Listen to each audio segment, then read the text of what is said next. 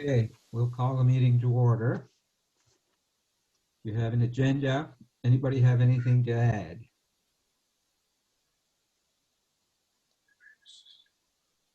Hearing none. Think, oh, Yes? no, I just thought somebody was gonna add something there. Okay, I didn't see anybody. Oh, Richard is talking, but I don't, you're on mute. Did I you have said I something plan to- on making a motion on an item when it comes up, but nothing to add. Oh, okay. Okay. Oh, let me unplug my phone. There's a. Okay, we need a motion to approve the agenda. And Deputy Warden is, seeking. Yes, and Councilor Board, all in favor, raise your right hand. Against, carried. Any conflict of interest? I have one. When it comes to the, where is it now? Just a sec. I believe the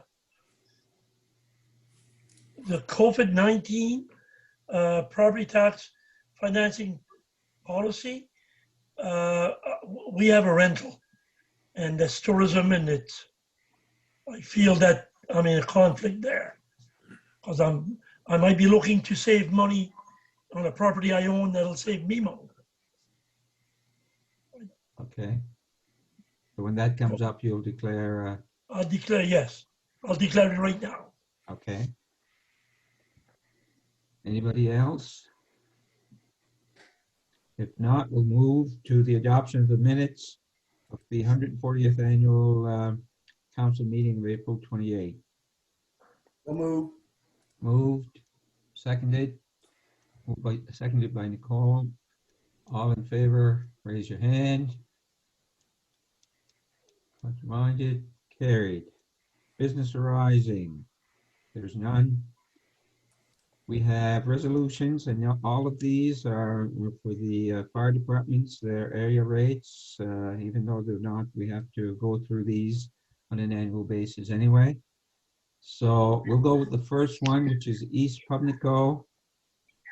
And that one there is, they want to approve a rate of 5 cents per hundred of assessment to be collected by means of tax billing. Need a motion, moved by Councilor Board, seconded by Councilor Donchimo. Any discussion? Hearing none, all in favor? Aye. And contraminded, carried. Next one is the West Pubnico, and the West Pubnico Fire Department. It's an area rate of 9 cents per hundred of assessment to be collected by means of tax billing. Need a motion, moved by Councilor Digdon, seconded by Councilor Donchimo. Any discussion? All in favor, raise your hand. Contraminded, carried. Next one is the Eelbrook, and this one here is year 2 of 5, and it's to move an area rate equivalent to 12.5 cents per hundred. Need a motion. Moved by Councilor Albright, seconded by Councilor Surratt. All in favor? Carried. Islands and District. It's to move that council approve an area rate of 7 cents per hundred of assessment, and this is year 4 of 5. We need a motion. Moved by Deputy Warden Surratt, seconded by Councilor Board. All in favor, raise your hand. Contraminded, carried. The Kemptville Fire Department, an area rate of 3 cents per hundred, and this is year 2 of 6. And we need a motion. Moved by Councilor Albright, seconded by Councilor Donaldson. All in favor, raise your hand. Contrary-minded, carried. Lake Vaughn Volunteer Fire Department. It's a motion to approve an area rate equivalent to 5 cents per 100, and this is year 5 of 10. We need a motion. Moved by Councillor Albright, seconded by Councillor Bork. All in favor, raise your hand. Contrary-minded, carried. Quinan Fire Department, move that an area rate equivalent to 10 cents per $100 of assessment, and this is year 2 of 12. We need a motion. Moved by Councillor Albright, seconded by Councillor Digdon. All in favor, raise your hand. Contrary-minded, carried. And we have the Wedgeport Fire Department, and this is a motion to approve an area rate equivalent to 7 cents per 100 of assessment, and this is year 11 of 15. We need a motion. Moved by Councillor Donaldson. Richardson. It was close. Seconded by Councillor Bork. All in favor, raise your hand. Contrary-minded, carried. And before we continue, we've had two councillors sent regrets, Councillor Murphy and Councillor LeBlanc. And Councillor LeBlanc might be joining us at a later time if possible. Item number 6. These are for decision. Number 1A is bylaw 28 tax exemption, Schedule A. Here. Now these here, do we have any new additions this year? We've had the West Pubnico Golf Course. Now, we don't have to go through all of these, do we? Or should I mention everything? It's just the not-for-profit organizations that are tax exempt, and we have one that has a partial exemption. So I don't know that we have to go through all of these, but we still have to approve this. Is that correct?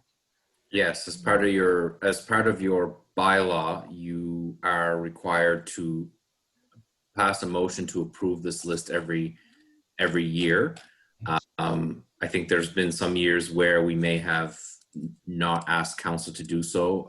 That error would have been our own as staff. So this list does not change very much from year to year. The West Pubnico Golf Association is a recent add, and the Nikhil Home for Special Care is a partial exemption, and we have considered that one each year. Yes. So the others are kind of locked in unless you want to take them off. They're the only consideration would be at this time to either take them off or keep them on. I have no reason to recommend anything other than approving this list. Okay. I will say that what staff usually does is they check to make sure that these properties remain owned by these nonprofit organizations. So that work has been done internally. Right. Okay. And Nikhil usually sends a letter every year. So you probably received a letter this year. Yeah. We did, and that was brought to council, I believe, in December, perhaps even I think it was December. Yes, right. Made that decision. So I guess what we would look for is a motion to approve this list. Moved by Councillor Donaldson, seconded by Councillor Bork. All in. You have a question, Councillor Surratt?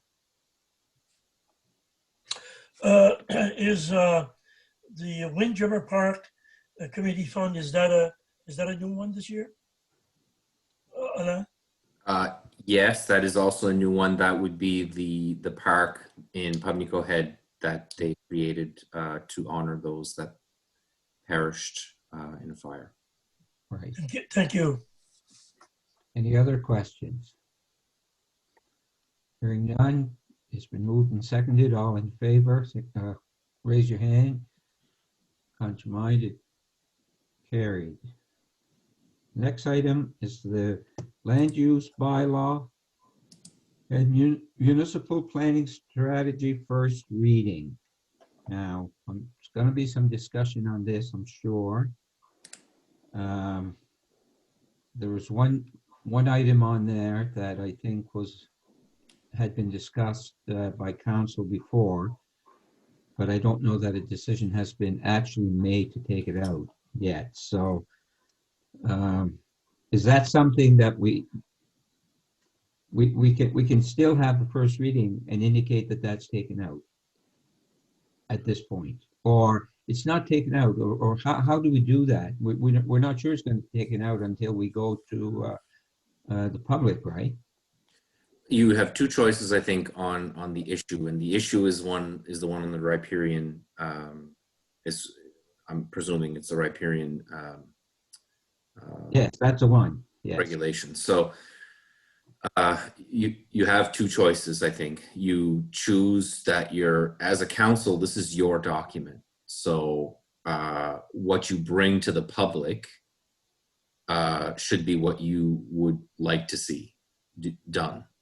Right. Now, you can choose to maintain the riparian regulations as is and let the public tell you they like it or they don't. And there would be legit reasons why they would not like it or like it. And then you can make the decision then, or you can pull it out now and go to the public with the amended MPSLUB. So it might cost you a little bit more money. Either way, if you're going to pull it out, it's going to cost you money because you're going to be asking the professionals to revise a document that they've completed, essentially in draft. So the only way that you avoid that cost financially is if the public wants it to stay and you're okay with it staying. Okay. Ultimately, it is your decision because it is your document. Okay. So you could go down the road of having public engagement and they want to keep it, but you're not ready to keep it. And if that's the case, you can make that decision. Still, yes. It is it's your document. Your responsibility to the public is to make sure that they have the opportunity to provide comments. It doesn't mean that you have to agree with a course of action that differs from the document. Mm-hmm. Suggest if you're not comfortable with the riparian regulations, you do have another option. You have the option of going to the preparers, the professionals who prepared it and say, look, we're okay, but we need the regulations to not be as severe, for instance. So you could in fact state in your MPS that you have a willingness to address it, that this is another option, and that your LUB does not provide any regulation at this time to do it. That's a little bit trickier because your MPS is saying that you want to do something, but then your LUB doesn't do it, right? So that's also, I'm not sure if that's a great suggestion, but I don't think it's completely impossible. So you've got options, and I know you'll want to discuss it. The only comment I would make is there's a reason why they added it, and they added it because they wanted to provide some protection for our waterways. Yes. And if you want to take that out, it doesn't mean that you don't want to protect your waters. It's just you're not comfortable with the way that it's being written at this time. So anyway, that's a lot of information. I apologize, but that's what I give you for now. Okay, we'll open this for discussion before we go anywhere. And I see Councillor Donaldson has his hand up. Go ahead. Okay, I'm going to speak once. I'm going to speak on perhaps hundreds of landowners, perhaps over 1,000, that have no idea that this is in the bylaw, and probably very few, if any, will show up at any kind of a public meeting, especially the environment we're in now, and God knows when we'll have one. But I feel that the federal and provincial governments have enough environmental regulations already in place without us throwing more at the landowners. I feel this is trying to be slingshot in by a small group. That's a personal feeling, but I believe that's the truth. I believe we have probably as much or more crown land in our municipality than anywhere in the province that surround probably hundreds of lakes and waterways that are automatically protected. So I don't think we should be doing this, and that's what I'm going to say. And when it's appropriate, I'll make a motion to have this removed, section 4.23. And maybe at some later date, we can look at it, but there's no way we can even enforce it if we do pass it. That's my position. And I said that because if it goes through, at least I spoke up for the landowners and I can defend myself when people start going to do stuff on their land and this gets thrown at them and they had no idea that things have changed, and because people just don't keep up on this type of thing. So that's what I'm saying. Okay. Anybody else? Councillor or Deputy Warden Surratt? On my part, I'd like to say that I was elected by the people, and I believe that the people, there'll be an open house. They'll be able to come and speak, and I certainly would like. I haven't asked any people of how they felt about this. I don't know if I should have a special meeting in my district, but I would feel better if this went to public hearing and to get the community to come in, those that are for or against, to come and speak. After all, I was elected by the people in my district, and certainly I have to hear from them. If I vote on this, it's a personal decision, and I don't feel that's right. I feel that this has to go to public, and then I can, hear from what they have to say, and then I can certainly make a decision then. That's where I'm coming from. Thank you. Anybody else?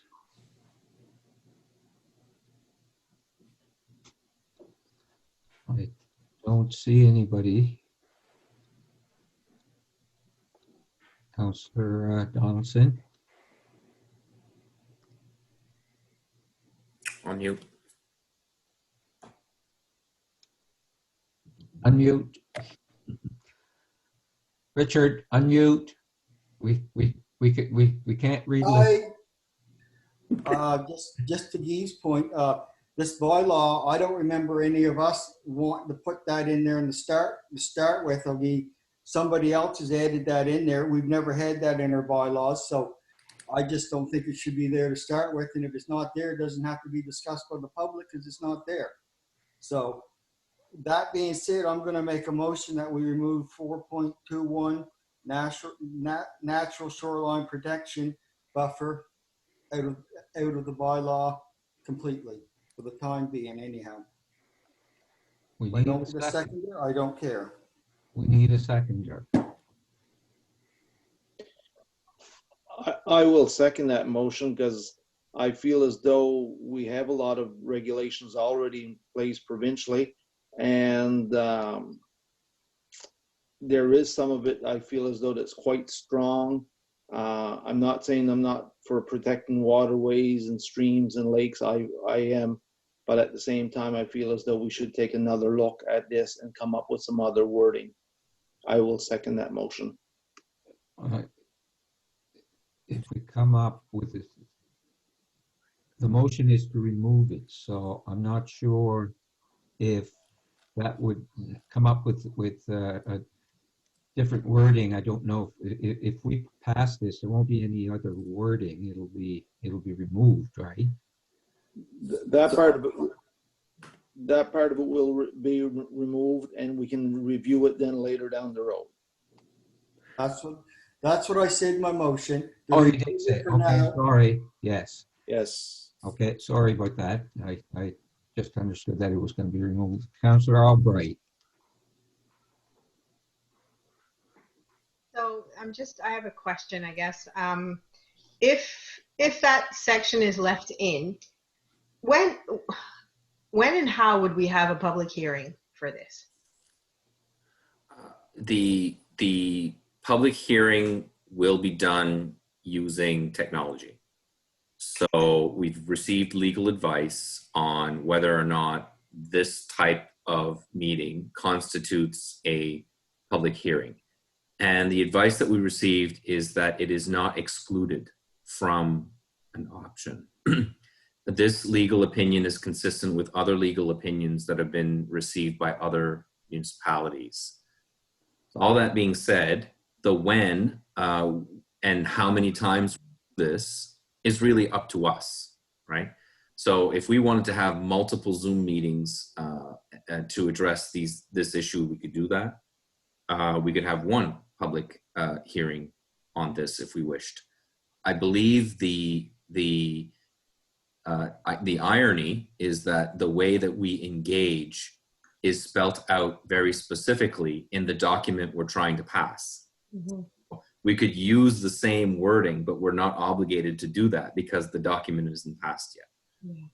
My suggestion is that you would want to go pretty heavy on an engagement with the public. You'd want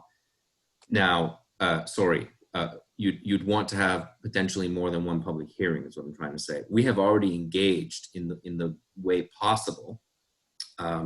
Thanks to Lori's leadership on this, we have created documents that explain some of the major differences that are occurring in this land use bylaw. Now, and so those documents were posted sporadically through the last month or so. And it's possible that with all the COVID noise, that it may not have been seen in the way that perhaps we would like it to be seen.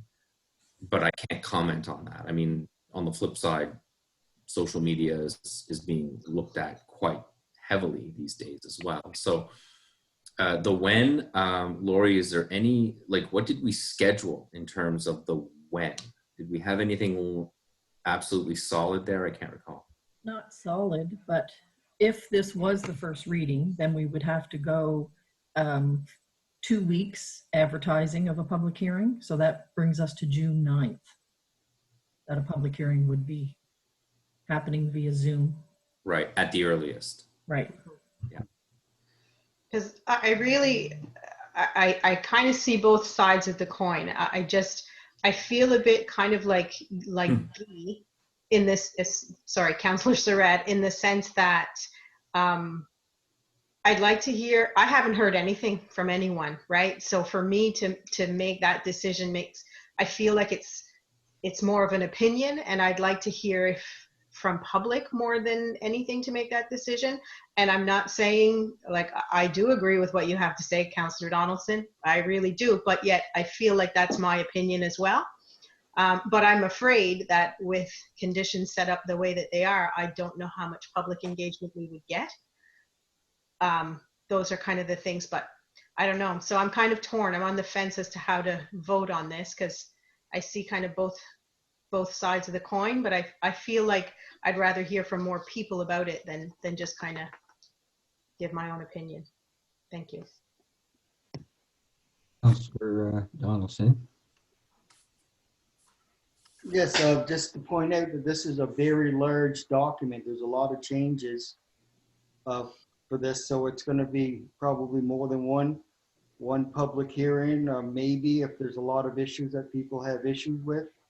And again, going back, my point is I don't remember council having any kind of initiative to put something like this in place. So I don't know where it come from, why it's there, who put it there. Like, we didn't discuss it to get it there to start with. I know there's going to be a whole lot of unsatisfied landowners that won't be able to do what people have done before them. People with cottages don't ruin the environment. I just don't understand. It's very restrictive for anybody that builds on a waterway or in the future, and I just don't think we're ready to do it whole scale like we're doing. I see some examples Lori sent out at an earlier date how some counties and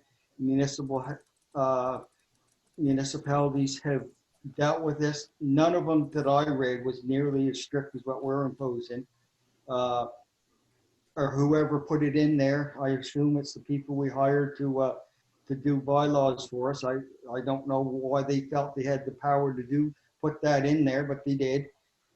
Somebody must have told them. I don't know who it was. I have a pretty good idea, but I'm not sure. So that's why I made the motion, until we can look at this in a reasonable way, come up with some other scenarios that may work for the municipality of Argyle, but to just put a curtain over it like we're going to do, I don't agree with it, and that's why I made the motion. So, question on the motion. We have a little bit more discussion, Councillor Surratt.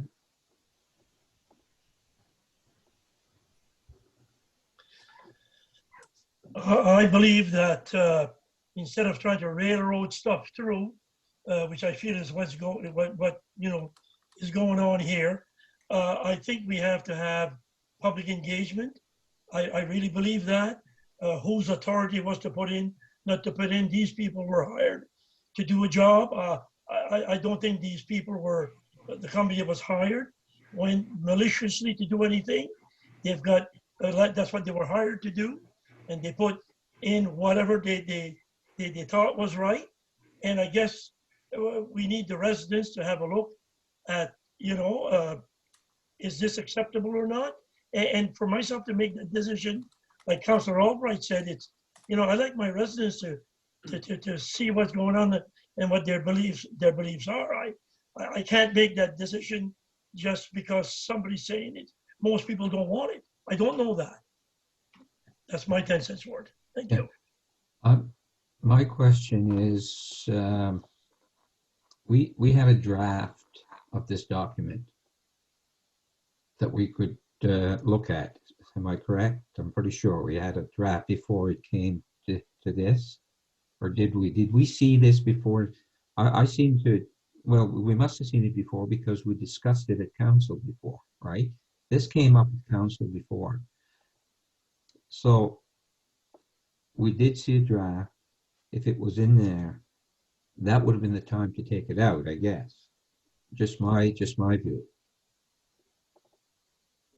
There's a question on where the information is coming from, and I think I can answer that, right? So the initial MPS and LUB revision started with Brad Fulton, our senior planner at the time, who retired and wasn't able to complete his work. So that work started with his public engagement process. I can't recall whether the riparian buffer was something that he recommended or whether there were community members at the public engagement sessions that wanted more protection. I can't answer that question without going back to the stakeholder document. The consultants picked up on that and reconfirmed the value of that provision. I'm not, and I'm not, I think the provision is valuable. I don't think there's any doubt in that, but you have to be ready for it, and you have to be in the position where you feel comfortable that you can bring it to the public in an informed way. The difficulty with this particular item, and I'm speaking to the motion, is that we don't, when you pass a whole LUB and a whole MPS, there's the risk that something that could create some, not controversy, but disagreement amongst the residents, there's a risk that with all the other noise associated with those documents, that they may miss that in the public hearing, right?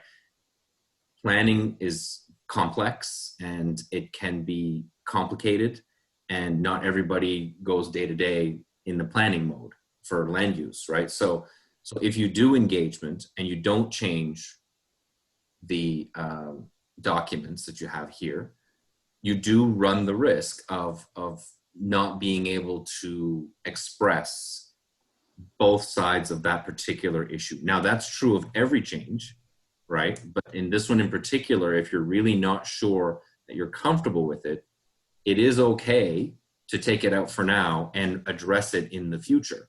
If you feel like this one ought to be face-to-face discussion, looking at the pros and cons, we're not in that environment right now. So if we go to Zoom, we're automatically cutting some people off. There's people with no internet, right? Mike, and we know that. We talk about it often.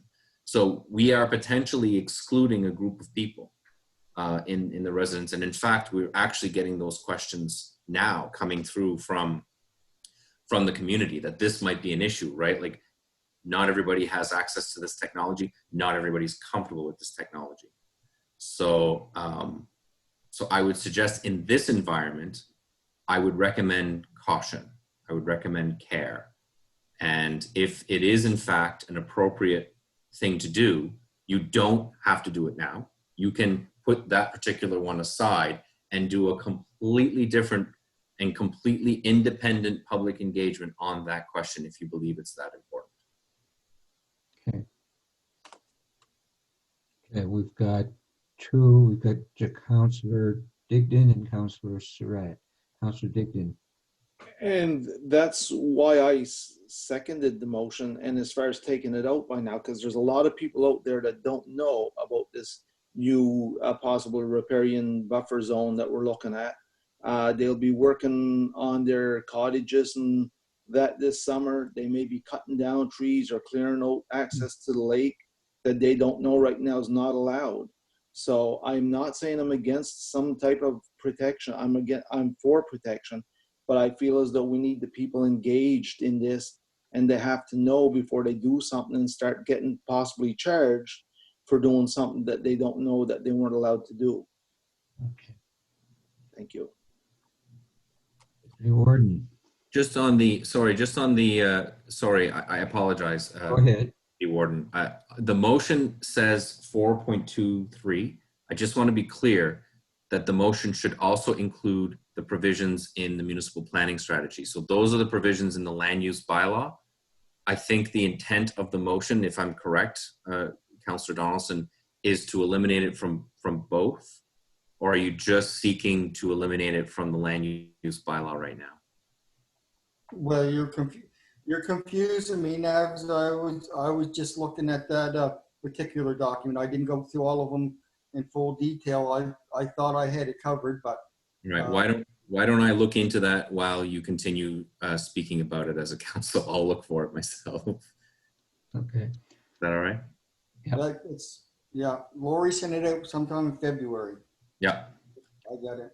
Deputy Warden, go ahead. This is to Alain. So the public meeting, which I'm really like to see, can we not wait till July? Does this need to be passed now? I guess that's my question. Can we wait till everything's clear? We don't have to be on Zoom. We can go to public. You can wait, but there's risk in waiting because, first of all, we're in the zone. Why? We're in the zone where once we approve public hearing, and Lori, correct me if I'm wrong here. I'm paraphrasing from our consultants. Once we do a first hearing, we're in a no man's land of rules. And so what that means is that as soon as the public hearing, the first reading is established and the ad is put in the paper, there is a weird moment where any application that comes in that period has to comply with both the old and the new. Okay, so is it risky? Potentially, possibly. So we would, and so the longer that window is, the more annoying it is to the developer, to anybody trying to do something, right? Because then they have to comply with both rules. So so the thing is so the trick is, and and I'm not recommending this, okay, but it is a possibility that we are just not ready to do a motion right now for the first reading. We might just be in the position to pass or not pass the motion that Councillor Donaldson has. So, of course, if you don't pass the first reading, you don't go in that nebulous window, okay? But you're delaying the eventuality of passing this document in an uncertain time. So like the question is, how long do we wait? When is it appropriate to have more than 5 people in a room? We don't know. So you could be in a situation where you continue to be in the old LUB and MPS. And I can assure you that's going to be a problem to some developers because they're looking to do, you know, some of them are looking at the cannabis regulations and seeing whether they fit in that. You know, the longer we delay, the more we delay the potential development in areas we've already said that we're okay with, right? So it's a bit of a complicated situation you're in, right?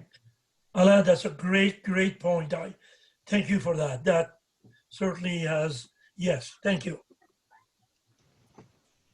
So we need to know now with the motion whether or not it includes both the LUB and the planning strategy as well. Yeah, okay, I'm looking at that. If it's relevant, yes, both. But I had no idea where to find that. Offhand, I didn't realize there was a second part that would be relevant. So yeah, I don't know the best way to handle this without having like a 4.23 number to add to the motion like that. So I'm looking into that now. Okay. So we should wait for the vote, or?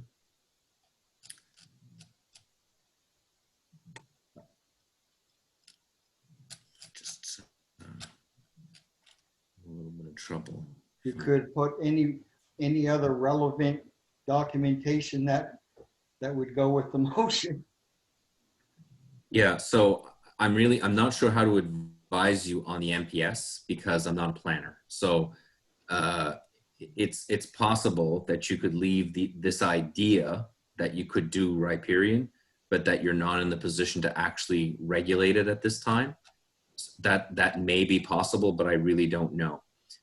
So perhaps the right thing to do if the vote is going to go through in the positive, it might be appropriate to look at the LUB, the land use bylaw, independently. So Councillor Donaldson's motion would be exactly as he said it.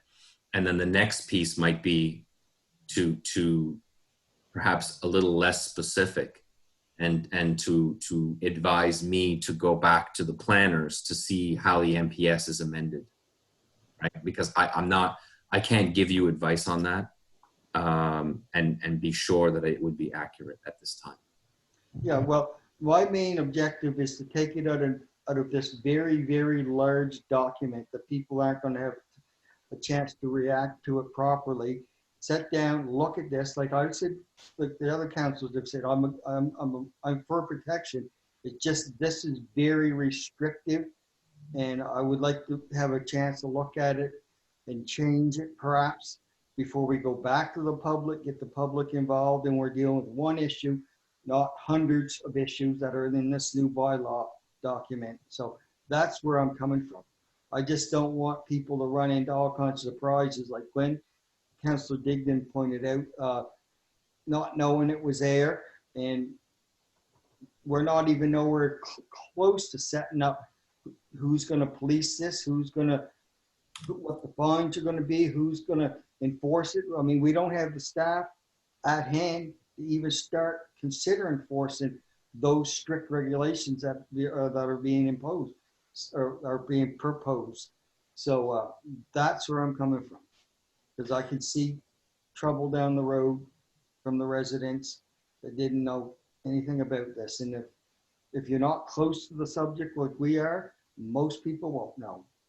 Probably Richard, probably a lot of the stuff that's in there, probably a lot of people don't know what's in there either, along with that one that you're talking about. They're all great. I just want to be sure so that when we do vote, I know for sure that I'm voting on the right thing. I guess, so what Councillor Donaldson is saying is take that portion out for now and revisit it at another time. Is that what I'm understanding? So it's not that we're just taking it, it's done, it's over with. We will look at it. We are looking at protection, but just at the moment, we're putting it aside for now, but we will revisit it. Is that what I understand? Exactly. Okay. I'm good with that. I'm good with that. I'm good with the ability to come back and look at it.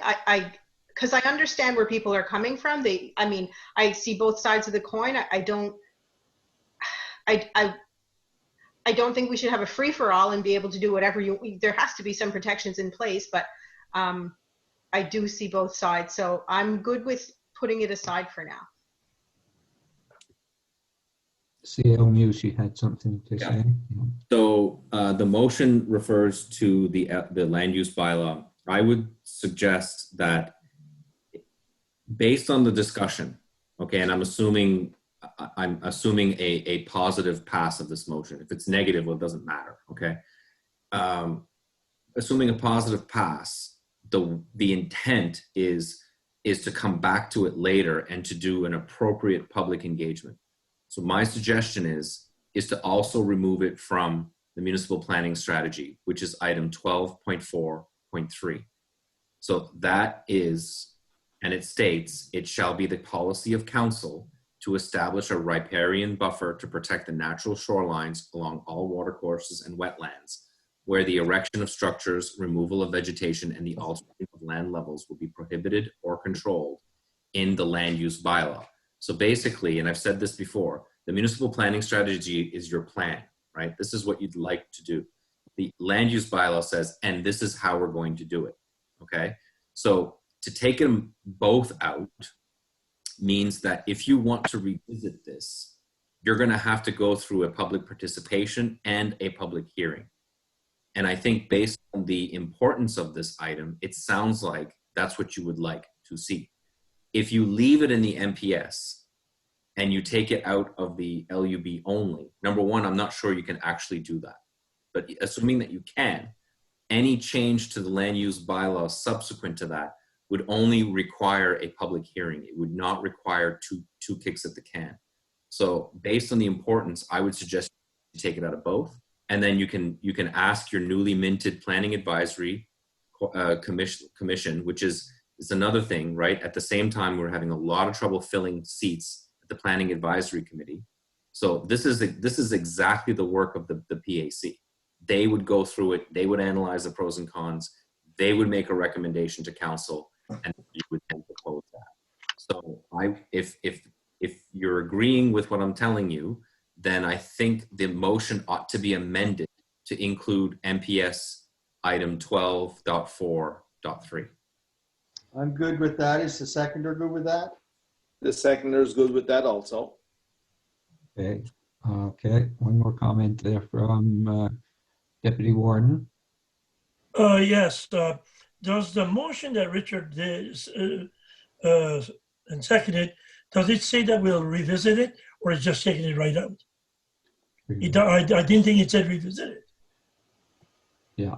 I say to a later date. Yes. Isn't that right, Lori? Yes. Thanks. That's what I have. Thank you, Richard. That's what I need to know. Are we ready for the question? Did you have more? Did you have something else, CO News?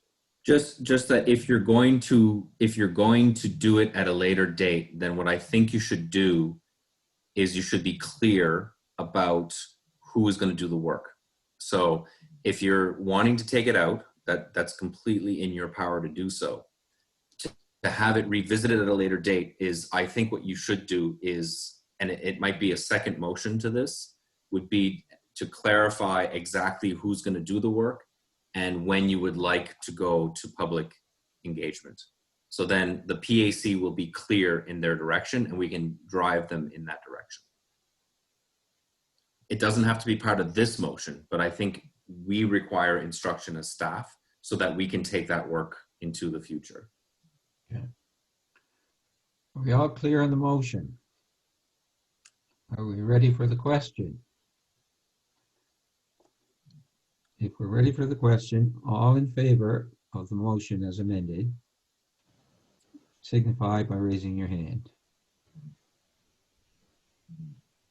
Opposed? Motion carried. Deputy Warden.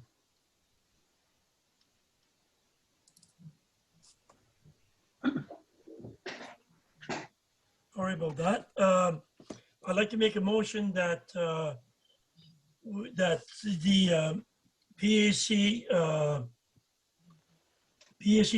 revisit the riparian buffer zone in 4.23 in the LUB and the MPS, I guess, and to review pros and cons and public engagement. Would that be right, Alain? Have I got that right?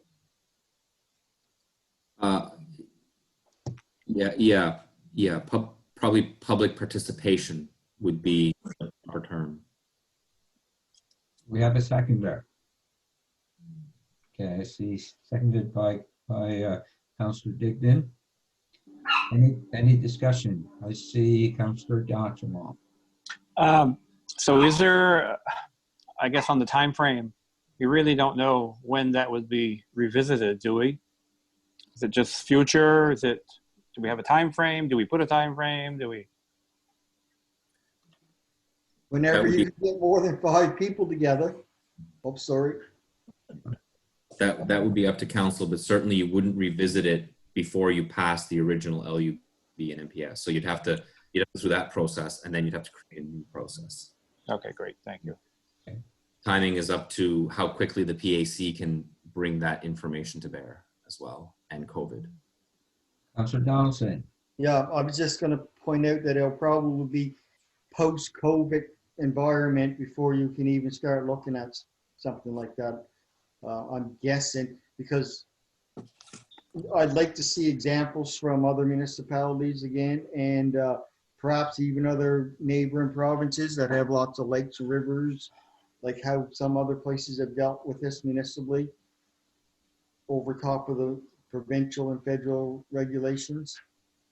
So, yeah, I'd just like to be more in depth with this one than what we were. Councillor Digdon, you had your hand up. Thank you. Councillor Donaldson said pretty well what I was going to say. I would hope that it would be sooner than later, but with the COVID going on here now, I guess we really don't know. But I'm just looking for some public engagement. That's all. See what they say and take some information from them. Thank you. Any other discussion? Ready for a question on the motion? All in favor signify by raising your hand. Opposed? Carried. Now, we're back to the first reading. So we still need to pass this as the first reading, correct? You still have. We haven't discussed the reading. You still have the option to make the motion that this is your first reading. Obviously, it will be as amended. As amended.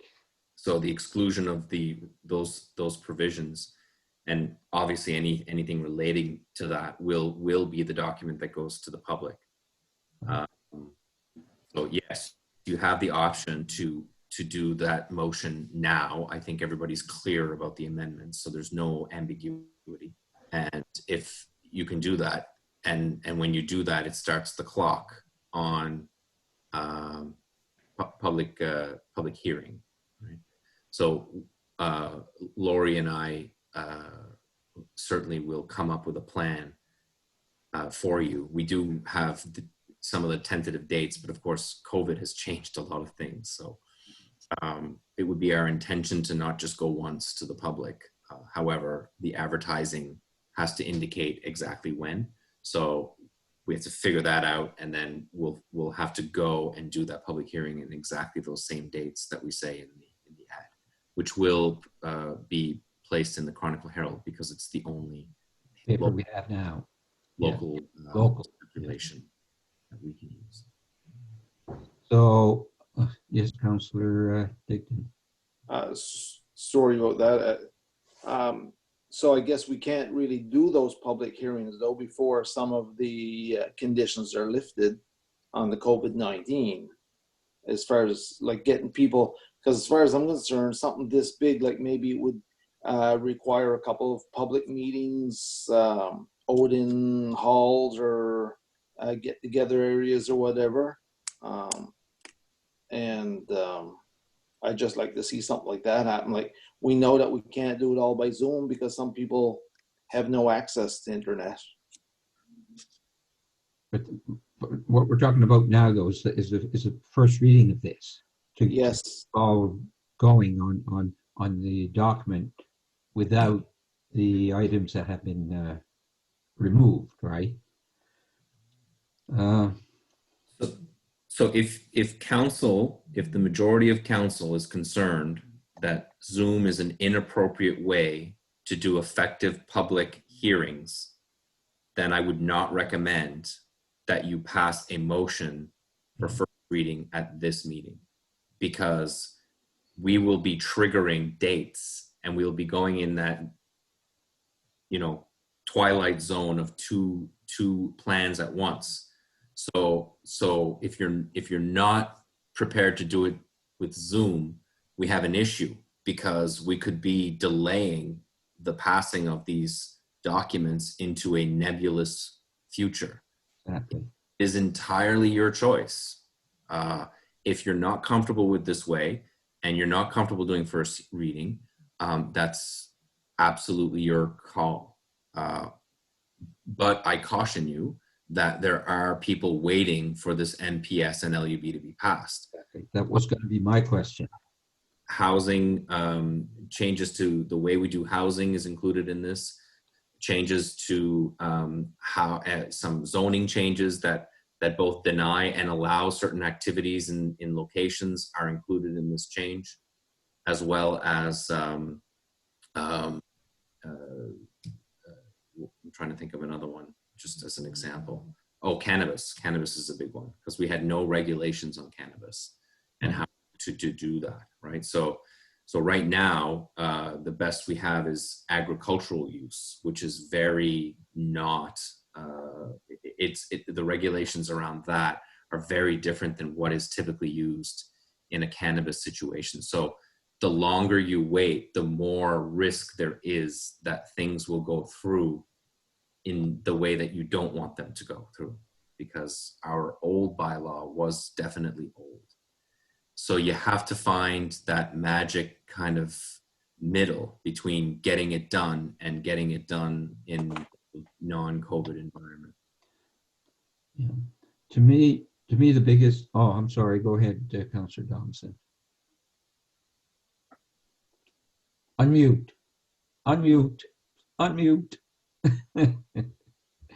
You're still muted. There. Yeah, I'm gonna have to leave it. Anyhow, my question's to Ellen again. If we do the first reading and then we go through the public hearings, basically through Zoom, if there's controversies that spring up, we'll say in October, when you're allowed to, any month, that you're allowed to meet with 20 people or less or whatever, we have the power as council to still go back and change some of the bylaws that maybe people would have issues with in the future? The answer is yes, with a but.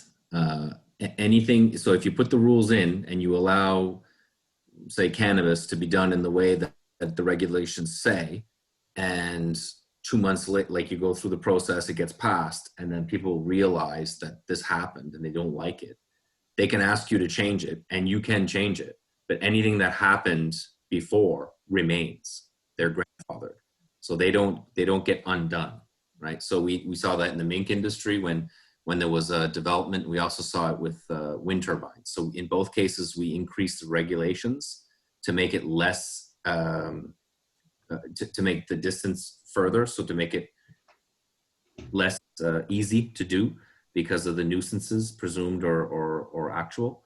And but it did not stop the actual development of those that got through in the old rules. Thank you. Gordon? I'd like to make a motion that we accept the first reading of the land use bylaw and municipal planning strategy. Do we have a second there? Seconded by Councillor Donaldson. Any discussions? Ready for the question? All in favor, signify by raising your hand. Contraminded? Carried. So the first reading, and that will give Lori and our CAO now the task of getting things ready as per guidelines for after the first reading. So thank you for that. We know that the clock is ticking now, so we'll get the ad out. We will do multiple Zoom opportunities. There might be other ways to do it outside of Zoom. Okay. Lori and I will have a meeting tomorrow as soon as we can, and we'll iron out the best approach we think will work. We'll engage with staff that should be engaged, and we'll come to you with a recommendation before we put the ad out. Okay. So that you're all aware. These are the dates. This works. Whatever. Okay. Okay. I know it's not ideal, but it's what we got. Well, And it's what we have to work with right now. Yeah. And I agreed with what you were saying, that we can't let it go. We've needed these changes, and they're here now, and we have to deal with them in the best way that we can under the circumstances that we're dealing with right now. Yeah. And, and if you'll permit me to say this, the discussion you've had around the riparian and riparian buffers, it should be an indication to your residents that you're very concerned about public engagement and public hearing. Exactly. You felt like they didn't know enough about it, and you weren't prepared to put it on the table right now. That's right. And that's an indication that that's exactly what your intentions are. And I'm going to applaud you for that as a council. Okay, next item. The Accessibility Committee members. This is the province has basically told us that we had to have a committee, and we've got some names here. We had some public. We had Pierre Muse, Julie Mann, Tim Doucette, and Amanda Doucette. The following staff have agreed to sit on the committee, which include Natalie D'Antonio, Kim Rowley, and Lori Murphy. And then the counselor will be Councillor Glenn Digdon. So what we need now is a motion to approve the applicants provided by staff to sit on the Accessibility Advisory Committee. Moved by Councillor Albright, seconded by Councillor Bork. Any discussion? If none, all in favor signify by raising your hand. Contraminded? Carried. Now there's something here, East Pubnico, but I don't see anything. East Pubnico Fire Department, was that supposed, because I see we didn't have their information at first about they didn't have their meeting, but I see that they've had their meeting. Is that what that was there for, or do we have something else to discuss with the East Pubnico Fire Department? I'm the one You're that the one put this that. on the Okay. agenda. Yeah. I just brought this. I want to talk about since with COVID-19, I'm talking for the East Pubnico Fire Department, probably others as well. They're going to be losing revenue. East Pubnico Fire Department has a lobster supper every year, and that's their major fundraiser that they do have, and it's a $6,000 that they raise for. Usually it's around that area, and they usually have a monthly lotto too, so they're losing another $3,000. So it's about $9,000 that they're losing through all this, through this COVID time. So, and they're having a projected deficit. So I was wondering if the municipality could help the fire department. East Pubnico is always fundraising and trying, and it's helping the municipality for not be able to have to provide always for funding and extra funding and things like that. So I was wondering if the municipality could help them out, maybe just get them out of the red for the projected year. So I don't know if you guys want to talk about that, but I think it would be something that we should look at. Councillor D'Antonio.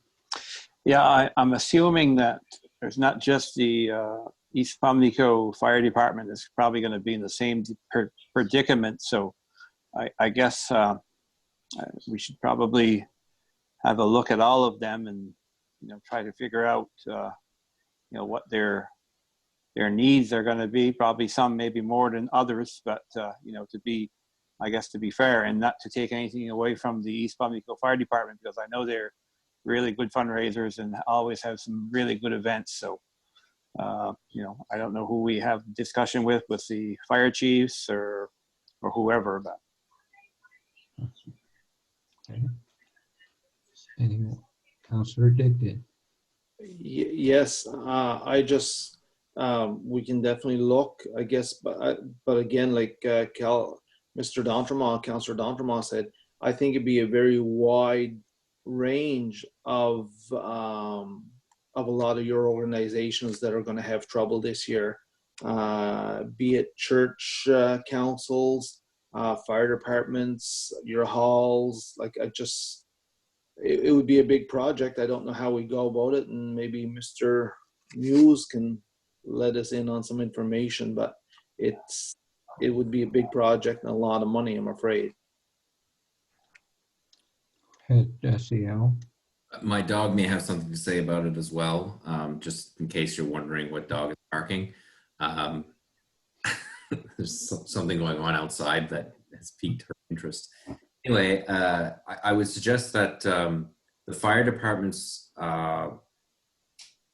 do not qualify for some of the COVID-related grant monies that would be otherwise eligible, other nonprofits may be eligible for.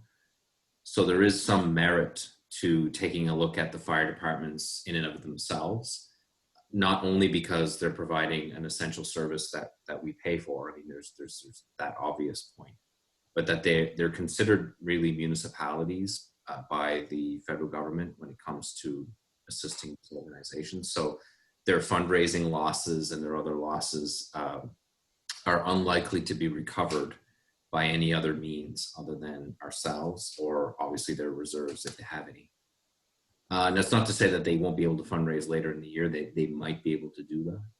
But, things like Chase the Ace and other things like that, I mean, it takes time to get to the point where you're making money. So the delay is real. So, and so far as churches are concerned, I'm really not familiar with what their eligibility criteria might be. I know that there are some nonprofit organizations that are eligible for certain COVID-related funds outside of federal and provincial. So, I know it doesn't answer your question in completion, as you will be seeing an amount that we've put in the budget called COVID-related assistance, but it's non-specific. So it's a total number, and so it's not been allocated to any fire department or anyone in particular. Yeah. Any more comments? Councillor Surratt. Maybe Kathy, what we could do, just a suggestion, Kathy, could have staff look at all those fire departments and see what kind of shape they're in, and get staff to bring back either a proposal or give a resume of where they fit, and then we could deal with it maybe further than just maybe deal with one, but deal with the whole bunch. I don't know if you'd be interested in that. Could that be done, CAMUs? We can do the investigation at your request. I can't assure you that we'll get the information that we're looking for. We don't always get financial information on a timely basis from all 9. Some are very, very good. Some we've already received. So yeah, so we can endeavor to do that for sure. If the fire departments don't provide us the information, clearly they're not in need of assistance, so we would just move on. That would be another option as well. Yeah. It would be just nice for them to have at least a balanced budget, so to start their year anyway. So I mean, they're the backbone of our communities, and we can't let them not have, you know, their equipment and stay up to date. And so I think it's important that we try to help them anyway. Yeah, I agree that you know, I mean, they are, like you said, the backbone of our communities. They're very important to have. But I don't see where if we were to just pick one, I think there's going to be a lot of resentment from others, or that are going to come back. And I think it's best for me. I would think it's best to have an assessment of the fire departments once we know more, like their budgets are going to come and whatever. So you know, then you look at them as a whole and not just say, okay, we gave money to one, but we can't give to the others. You know, we have to know what our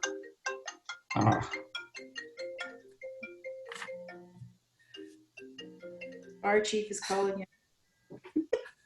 I brings on my iPad as well. Anyway, yeah. So what I was saying, sorry about that. What I was saying is maybe we should wait and look at the fire departments as a whole to see, you know, because I think they're all going to be suffering. It's not just going to be one. You know, the ones that are doing their fundraising and whatever, if they can't do that, then they're going to be, you know, it's money that they depend on. But I think we have to look as fire departments as a whole. Just my opinion. Any other? Yes, Councillor Digdon.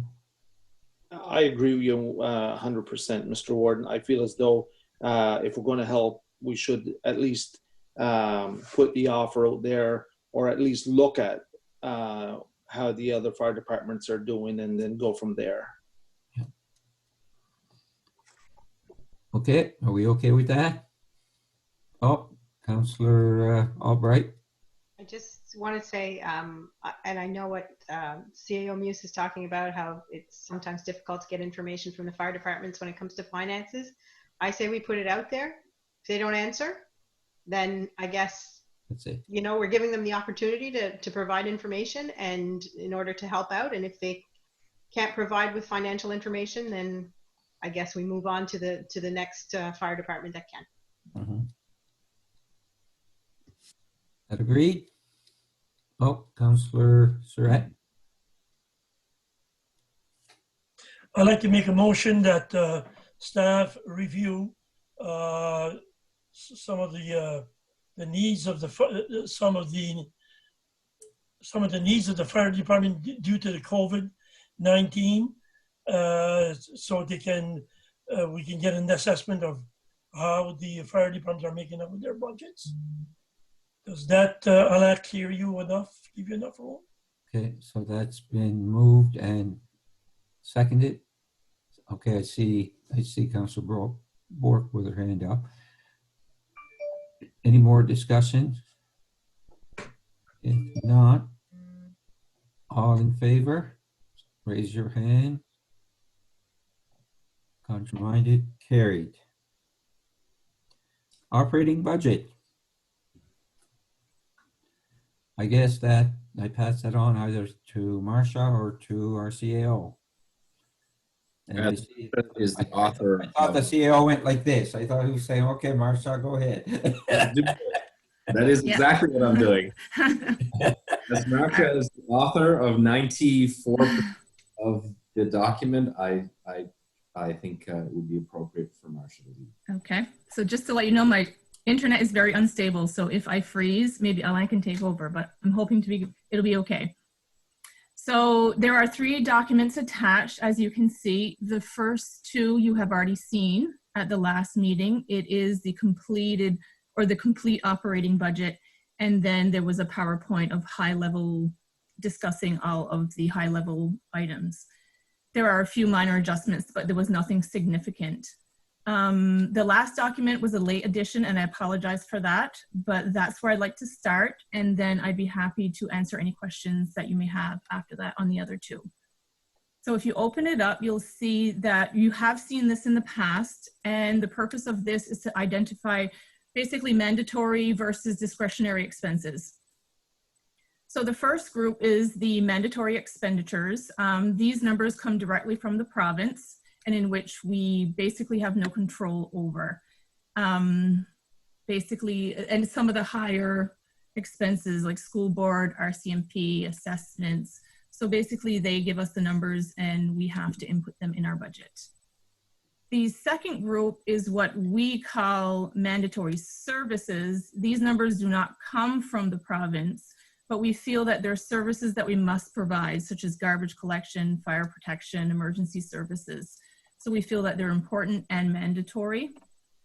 The third group is the water and sewer expenses. These are expenses that are covered by area rates. Therefore, it's the actual users of that service that pay. And then you'll see the fire expenses. Those are area rates. They're basically what we call an in and out. So we collect on their behalf and then we pay them after that. Legislation covers a small portion of 3%. Then we have the regional investments. These at almost $676,000, which is 8% of our budget. These are costs are sort of in our control, but not entirely, as we have commitments such as the Mariner Center, the Industrial Commission, the REN, and stuff like that, so forth. So if you look after that one, you're going to see that we're at 73% of our budget, leaving us basically 27% for the rest of our operating costs. So I just felt like this document was a little bit of importance so that you guys get a high level of where all the expenses basically are coming from, the more, more expenses, and leaving the rest for us to do. I won't go over the entire budget again, as you guys have already seen it, but I am happy if you guys have any questions, or if you guys want to go over something more specific, I am happy to do that. Or if you have any questions for Alain, we can also do that as well. Councillor Donaldson? Without going through the whole budget or trying to look for it offhand, Alain or Marcia, what's the amount set aside for COVID-19 related expenses that we might have to use in the future? Right now, we have it set aside at $25,000. Okay. And that's not for a specific, fire department or anything. It was just, we felt like we might come across something and we didn't know what that number, that's what we set aside for now, but. Yeah, I remember talking about it. I guess I didn't want to go looking for the number. Yeah, that's what it's at. Yeah, thank you. Anybody else? Deputy Warden? Marcia, I see housing expense on the mandatory expenditures. Housing expense 25,000. Do you know how that's determined, or is it just a flat sum that's sent and we have to pay the bill? Basically, yeah, that's bang on. Flat Yeah, sum? that's one that we get from them, and I have asked them in the past for budgets and financial reports, and we've had really hard time getting them. Actually, we haven't received them from last year yet. So yeah, I don't know if you have anything else to add, Alain, on that, but. Go ahead. Typically, the expense is all over the map. It's never been that much higher than 30, I don't believe. It is calculated based on an old agreement that says that the municipality of Argyle will pay 10% of the operating deficit of the housing authority. At the time that agreement was signed, we were the Yarmouth County Housing Authority or something like that. Now we're like, what is it? Tri-County, or is regional? Western Regional. Western Regional. So it went from Yarmouth to Tri-County to Western. So it's changed quite a bit since then. But the agreement remains. So we are billed for 10% of the deficit that's the calculation anyway. Last year we were given a number, and I asked our Director of Finance, Marcia, to obtain pieces of information from the department and not forward payment until that information was received. We have not received the information, so we have not paid the bill. Very good. Excellent. Like it. Councillor Councillor Donaldson? Unmute, unmute, unmute. Did anybody read those lips? I couldn't. I'm There gonna you leave go. it on for the rest of the meeting. I'm making a motion that we accept the operating budget of 2019, 2020. We set the area or the residential and commercial rates at the last meeting, so Yes. I believe we're ready to pass the motion. Exactly. Was that a second, Councillor Digdon? I saw you raise your hand, so it's been moved and seconded. Any more discussions? Seeing none, I see our CEO wants to say something. You, in the previous discussion, led us to go after our fire departments and see if we can get information. Okay. Just want to give you some context around that. Obviously, when we prepared the budget, we did not have that information. So we have 25,000 under COVID related costs. If it is the intention of council to assist, if assistance is needed, if I take that 25,000 and I divide it by 9, that gives me $2,777 per fire department. Okay. Now you can argue that maybe it's 7 and not 9 because 9 are shared. You could make that argument as well. And not all of them actually do fundraising, so it may not include all of them. My point is that if you're going to do something for the fire departments, it's likely it will chew up the entire amount of the 25,000. So if you can pass the budget as is, and you're totally good to do that. The other option is to make a change to it now that may reflect the contingency associated with that kind of potential investment. You can do that, or we can deal with it later in the year and ask for forgiveness, right? Rather than ask for permission in the advance. Because no matter what we do here today, we're not going to know what that number is. Like, so for East Pubnico, it might be $6,000 of lost fundraising, right? Well, for West Pubnico, it might be 10, right? So whatever we end up doing probably should be supported by some form of policy, and we don't have that information today. So I guess if you're passing the motion for the budget as is today with no changes, understand that it's likely that I will come back and ask for forgiveness to spend more. And that's okay, if that's up to you, right? We've done that before, but I'm flagging that as a risk. If I may, if we were to say, okay, we want to increase that, something else would have to change as well, right? I mean, Yes. You would have to take it from somewhere. We're balanced here at the bottom. So what would that entail? What would you do? I would recommend it would come from the operating reserve. Okay, but in this case, if it's going to come from the operating reserve, and we pass the budget the way it is, and something comes up in the future, we can still go to the operating reserve. Absolutely, you can make a motion. So not knowing, I mean, right now we would be telling you to increase something that we have absolutely no idea what it's going to be, right? Right.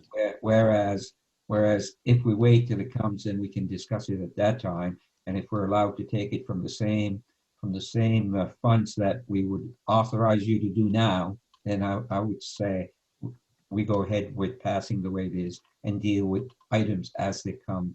We this year, this budget, with the situation we're in with the COVID-19, there's a lot of unknowns anyway.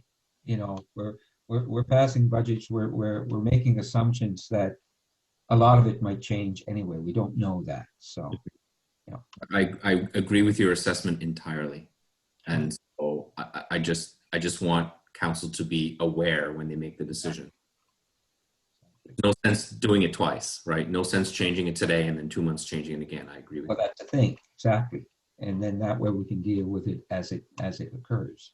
As long as you're aware that that's what will happen, I'm and chances are it will. What chances? Yeah. Any other discussions? Hearing none, we have a motion on the floor to accept the budget as presented. All in favor, signify by raising your hand. Contraminded? Carried. The budget is approved. So that will leave the capital budget, which we will bring to your attention at the month-end meeting. Yes. That will I just just require want a little more massage before. There, bear with me here. My agenda disappeared. Okay. Ocean Pride Fisheries Letter of Support. Have you all had a chance to look at that? And I would let someone else maybe take that if they want to speak on this, because as far as fisheries, I'm not 100% sure. I know he's having problems with Department of Fisheries, but if someone else wants to, who's read the letter and read the comments, have comments, I would appreciate that. I see Councillor D'Entremont had his hand up. Go ahead. Okay, thank you, Warden Muse. I guess I got a call this afternoon from Councillor Lucien Leblanc, who actually was on this file, and he couldn't make it in from fishing on time for the meeting, so he passed it. He asked me if I would contact Jules Leblanc, the owner of Ocean Pride Fisheries, and speak on the matter. So I went through this and I kind of highlighted some things. So basically, what we got was attached is a brief overview of the past and present efforts in developing a highly integrated sea cucumber fishery processing based in the municipality of Argyle. What they're looking for is a letter of support. We're seeking your support in the way of a letter from the municipality and potentially a seat at the table. Now, I'm not exactly sure what seat at the table means, but probably, maybe to talk with fisheries, to support in person, dealing with DFO, Department of Fisheries and Ocean, in an effort to ameliorate what we perceive as unnecessary risks imposed by DFO. So I'll give you a little bit of background here. Ocean Pride, they've been in operation processing sea cucumbers since 1999. After 12 years of an exploratory fishery, in 2011, DFO minister approved limited entry and enterprise allocation of 800 tons and access area of 4W offshore. So 4W is a fishing area which basically is off of the eastern shore of Nova Scotia, extends past Sable Islands, a huge area.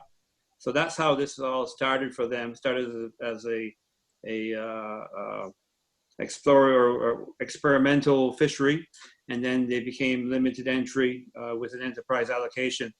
So they, I don't know exactly the years, it's here somewhere, but the Department of Fisheries at that time, they had basically quite a few areas where they could fish, and then Department of Fisheries, after a while, they just allowed them to fish in a couple of areas. So what happens is when you're fishing the same areas all the time, and then of course the stock depletes, they'd like to be able to have more areas open like originally, so that they call it co-management of turf management strategy. So basically it's kind of, I guess, example would be like a farmer with crop rotation, right? Where you could go to different areas. I know the scallop fisheries, they have certain, they call them boxes, they open certain area, certain tonnage, they fish those areas and then it's closed and then they go to another place and give a chance for the stock to replenish. So that's the problem they're having. They're trying to reestablish those other areas so they could fish. I know that Ocean Pride employs up to 100 employees and contractors during the peak season. So they are a major employer in our municipality.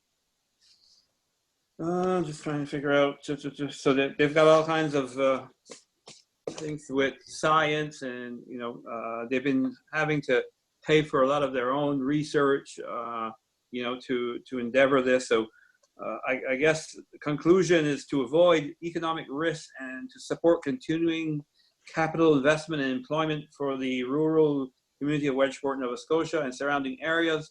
The original objective of applying rotational harvesting throughout the 4W offshore sea cucumber fishery must be reinstated. If not, Ocean Pride Fisheries Limited's ability to sustainably harvest sea cucumbers will be negatively impacted. So that's what they basically, want to have it back to the original area, and they want a letter of support from the municipality. In a nutshell. Any comments? Deputy Warden? I'd like to make a motion that we send a letter on behalf of Ocean Pride and supporting their initiative. Is there a seconder? Seconded by Councillor Archimon. Any other discussion? If not, ready for the question. All in favor, signify by raising your hand. Contrary-minded, carried. Thank you, Council. East Pubnico water system application. Looks like they want to put an application to as an upgrade to the water system in Middle and Lower East Pubnico, and they need a motion as part of the application process. They need a motion from council to support the initiative to obtain funding under the provincial capital assistance program. So there's a suggested motion there. Did you have your hand up, Councillor Archimon? No? Yes? No, okay. I just saw your hand.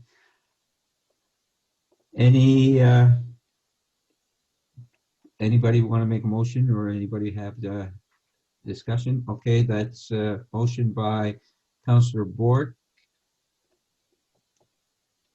And okay, seconded by Councillor Dignan. So the motion reads, council supports the submission of an application under the Provincial Capital Assistance Program for the total amount $63,000 for the Middle East Pubnico water system upgrade. So any discussion on the motion? Seeing none, all in favor signify by raising your hand. Contrary-minded, carried. YMCA partnership. There's two attachments. Maybe our CAO should take this, and I know we've had discussions on it before, so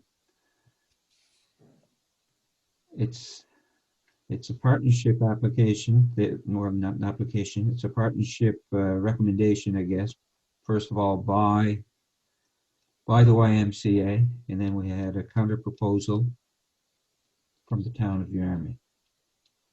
So anybody want to discuss or speak on this?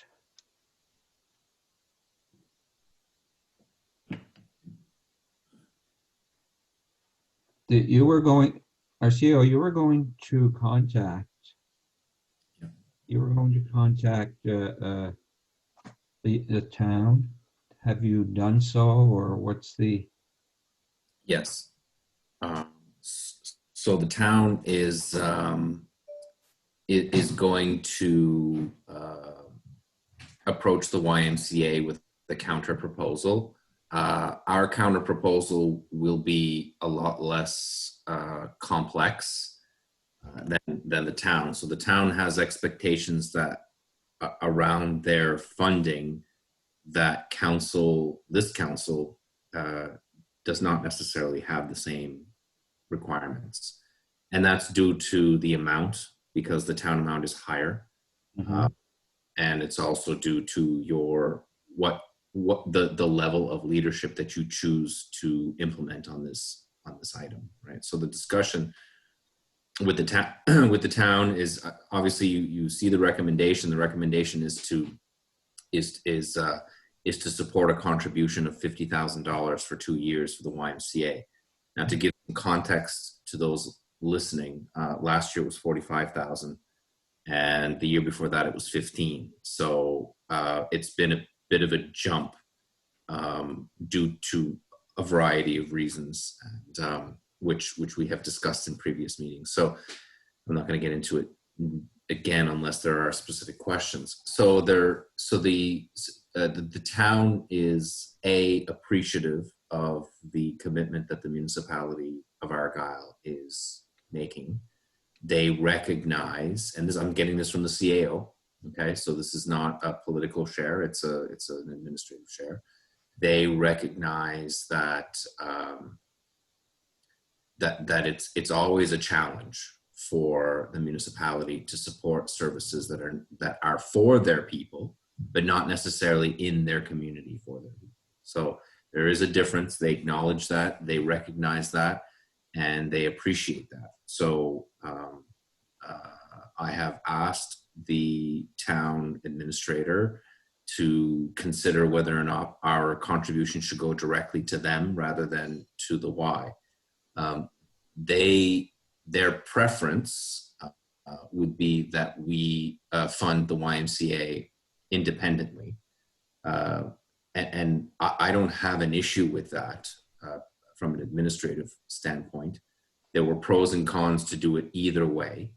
I don't think it's negative to do it thusly, but you would have to make the conditions known to the YMCA around that funding if you choose to make a direct contribution, which is how we've done it in the past. Reason why we considered one through the town was that if the town had a bunch of stipulations that it wanted the YMCA to maintain, and we didn't have those stipulations, well, it doesn't matter to us. So then they have two different expectations. But I guess that's still okay. If our expectations are lower than the town's, then they obviously have to meet the higher obligation. And if they meet that, then they obviously will meet our conditions because our conditions are lower. So where the contribution is made is not as important as the commitment itself.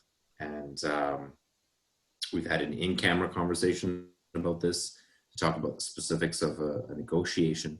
We've also had a public conversation about this about a month ago that went through their partnership model, and you've made comments on what you're willing to do and not. So that's what I have.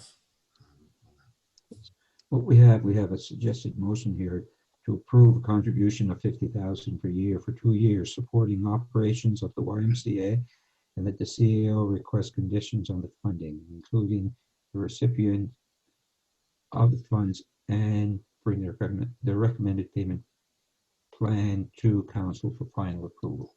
But if you've already talked, would the motion be now that we contribute directly to, or does it matter? The motion is ambiguous enough that you could do either one. Okay. But the money is $50K, 2 years. Yeah, regardless. Y operations. Yes, exactly.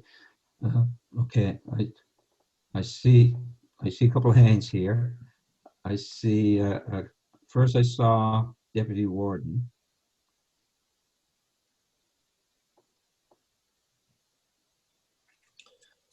I guess my question would go to the CAO. As far as you know, Alain, there's only ourselves and the town that are contributing to the YMCA, or has there been any change? And question two is this unusual usually to see this type of partnership, just 2 instead of 3? The first answer to the first question, did the municipality of Yarmouth make a decision to contribute? Yeah. To this point, I don't know the answer to that. It may be that they have a contribution in mind. I can assure you that the motion said they didn't want a partnership. So that doesn't necessarily exclude funding, although it may in fact exclude funding. I think the amount that they were giving before is 20,000, and I think before that it was 12. So they were actually lower than we were in contribution even if the population and the usage was higher. And the reason why is because they can. There's no rhyme or reason on that. So that's what I know. And as soon as I know anything more, I'll obviously council will be made aware.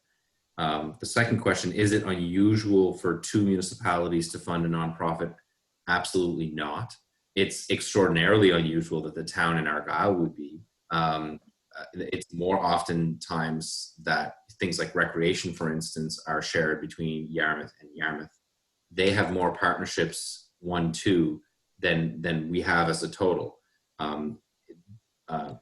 You know, it's a political choice what you want to support. So it's not unusual to have only two supporting a particular organization. Is it ideal? Obviously not, because if you're three people sharing the pie, obviously the piece is smaller than if you're two.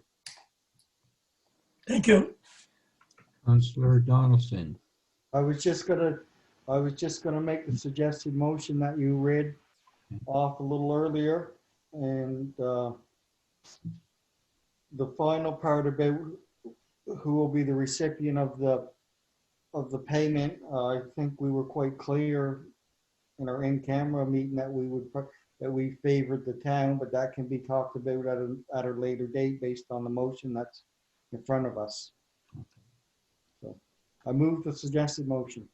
Okay, any seconder? Councillor Borg. Councillor Digdon, you had your hand up as well. Did you have to speak on the motion? Yes, I did. Thank you. I guess, first of all, it's no longer like 6H was under partnership. I guess it's no longer a partnership that we are getting into with the Y or with the town. We are just making a donation towards that facility and going from there. Am I right by saying that? I think it's fair to say that's the case. I mean, what you're really doing is providing a contribution. You might have some stipulations, but that doesn't mean you're in a partnership. Okay, because I believe the discussion we had around it as council, we decided not to go into a partnership with the Y or the town at this time on that facility or on that organization. Yes, And, I believe that is absolutely the case. and secondly, would they be that donation be like divided over 12 months or 24 months? The only reason I'm saying that, do we give them all the money up front and then it closes in 3 months' time or 6 months' time and we're owed a lot of money? Our practice in the past will be the same as it will move forward, which is a monthly contribution. So Thank you. Yeah, so if there's activity that changes drastically, you can make adjustments. Thank you. Any more discussions? There are none. Question on the motion. All in favor, signify by raising your hand. Contrary-minded, carried. Next one is road name, and that's the wrong attachment here. Wait a minute. Road name. So we got a few suggestions. These suggestions came from who?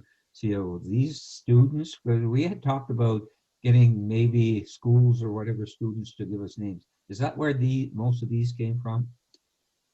Okay. Yes. So let me just grab that. So the first, yeah. So there's council suggestions and that follow. So the ones above council suggestions, all of them came from students. So the students would have been, through their teacher, provided some historical context of the property. We would have provided that information to them, and that is the result of their work. Okay. Okay, and the other ones, we have one suggestion here, J.E. Hatfield Road or Avenue, because Jack Elmer Hatfield was the first Canadian, but I think you changed that. It was the first Nova Scotian. I think, Councillor Dartmouth, you kind of corrected that one point. Yes, it was first Nova Scotian. To die from aerial combat in World War II, and he was from Tuscan. we had discussed just before that came, Councillor Surratt had said Woods Lane after the owner of property who had a home there for generations. And at the same, just before that, we had discussed it here, the same same idea, but we had said maybe Whitfield Lane because that was his name. It was Whitfield Wood, but Whitfield was his first name. And then Councillor Vaughn said maybe there's a value in naming it after our municipal clerk who vanished and is presumed dead in the early 90s, Jerry Doucette. So any discussion here? We need a name in order to get some the power poles. The power is not going to come on just the ordinary road with no name. Councillor Digdon, you had your hand up. Thank you. I was just wondering who is our oldest World War II veteran left or still living, in the municipality of Argyle. The oldest? I would Yeah. probably say it's Charles Muse, who's going to be 98, 98, I do believe. And he's the oldest living. Isn't there one in the vet? municipality. Pardon me? Isn't there one, sorry. Councillor Brook, go ahead. Isn't there one in the veterans place? He's 100 and Yes, but he's not from our municipality. he's not from the municipality. Okay. No. He was born in our municipality. As far Okay, as I thought it was from Wedgeport. born Yeah. in Wedgeport. Yeah, that's Well, what he I thought. hasn't lived in Wedgeport for many years. Councillor Surratt. My first choice really was Batman Street, but then I said to myself, maybe I got to back up of that. But I'm crazy, I know. I really like Councillor D'Entremont's name. I really somehow, when he put that up, I certainly would be one that would be, if Councillor D'Entremont want to make that motion, I certainly second that without a blink of an eye. Just a suggestion. Thank you. And for the record, if there was any character, we probably would go with Robin, just because it's called Robin Lane, and I don't know. It's Councillor Bork. Yeah, I as well like Councillor D'Entremont's idea of J. Hatfield or Hatfield Lane or whatever. Just to say that the first Nova Scotian, we are in Nova Scotia, municipality of Nova Scotia. He went to war, he protected us. So that's what we're all about, is to take care of each other. So I think that is a perfect fit for our name of our road. Councillor. Okay, I'm going to go to Councillor Donaldson first, and then Councillor Johnson. Councillor Donaldson. I apologize, I'm back. The battery went dead on my laptop, so I had to plug it in and then reconnect back on Zoom. I got some of the discussion, but earlier I had indicated and in email, I was in favor of Calvin's suggestion of the J.E. Hatfield Road based on the argument Kathy just made. So that's my preference. Councillor Johnson.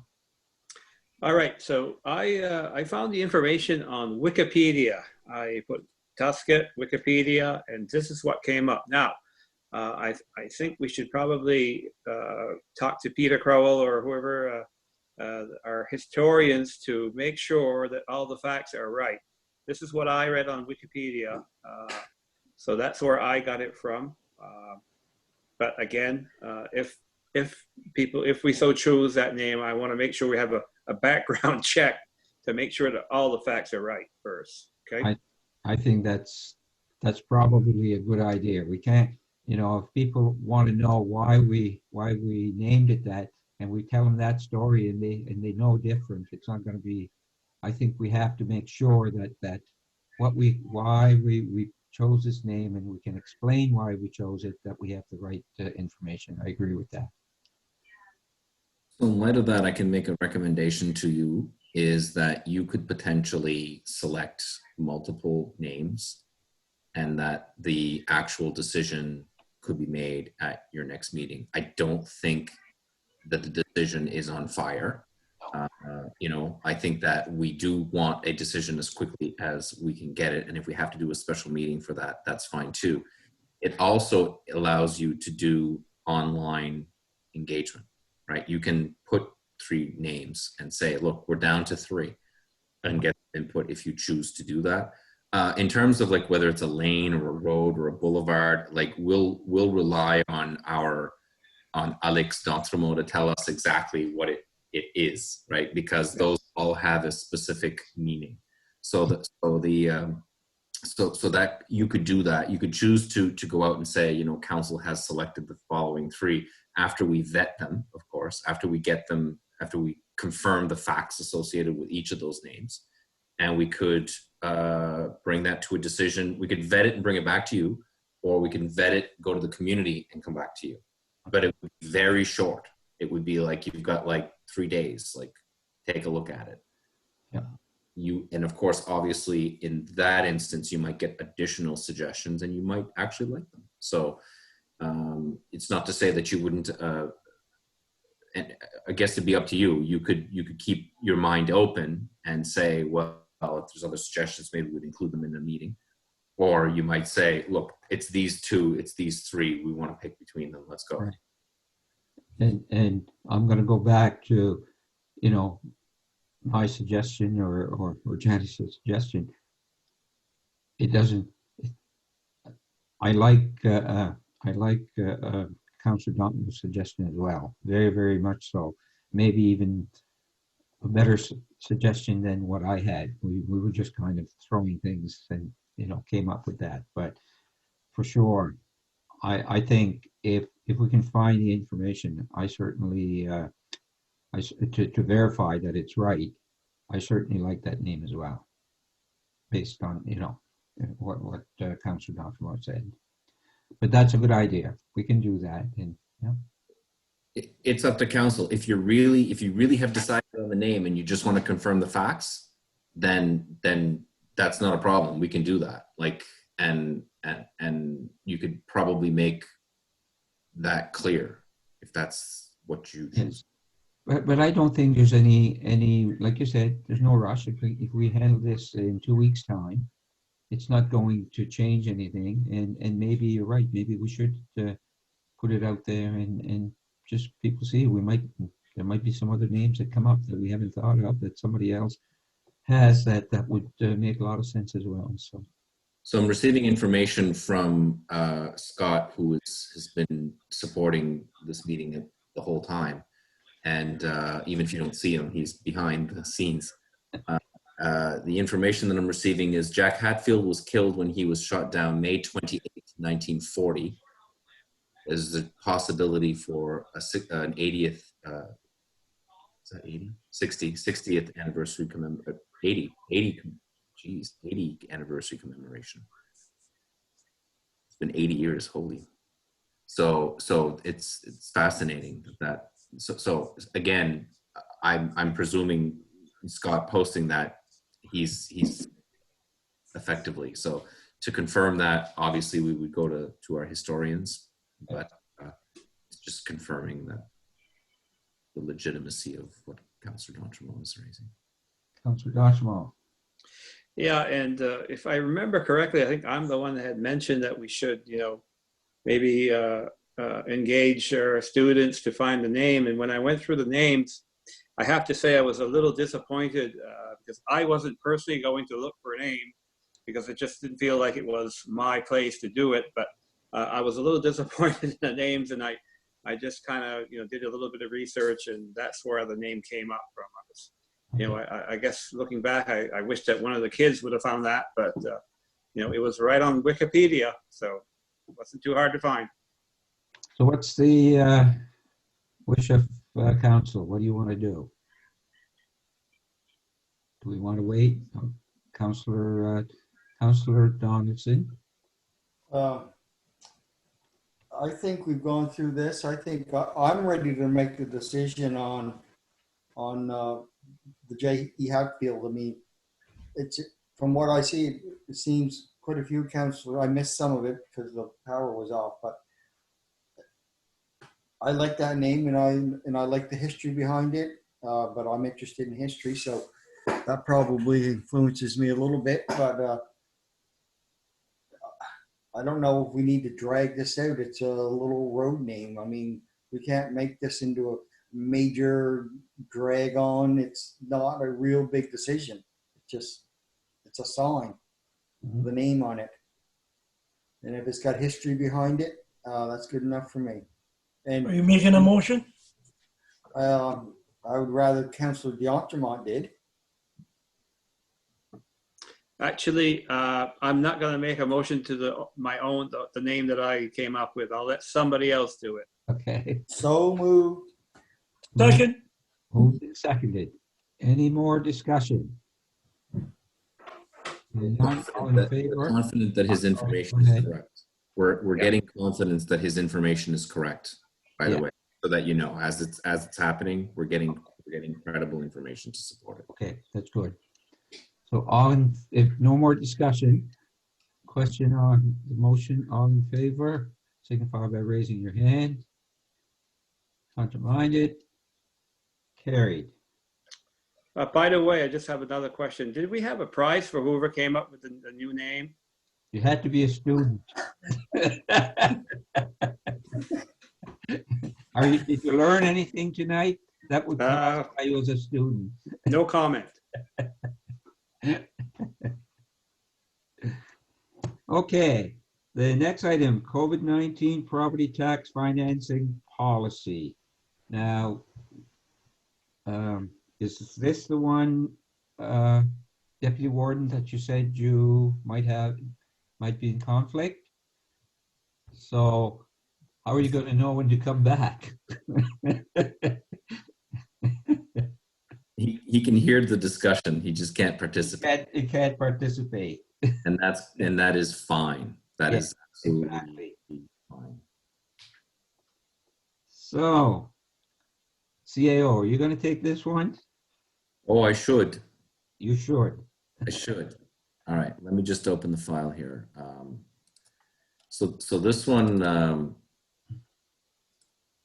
So on the road name, first of all, the name will be bilingual in the sense that if it's a lane, it will be Ruelle J.E. Hatfield Lane, or whatever it is, just so that you're aware. There will be both languages represented, even if it's an Anglophone surname, it's still going to be a bilingual sign, just for the record. Sounds good. All right, let me just open.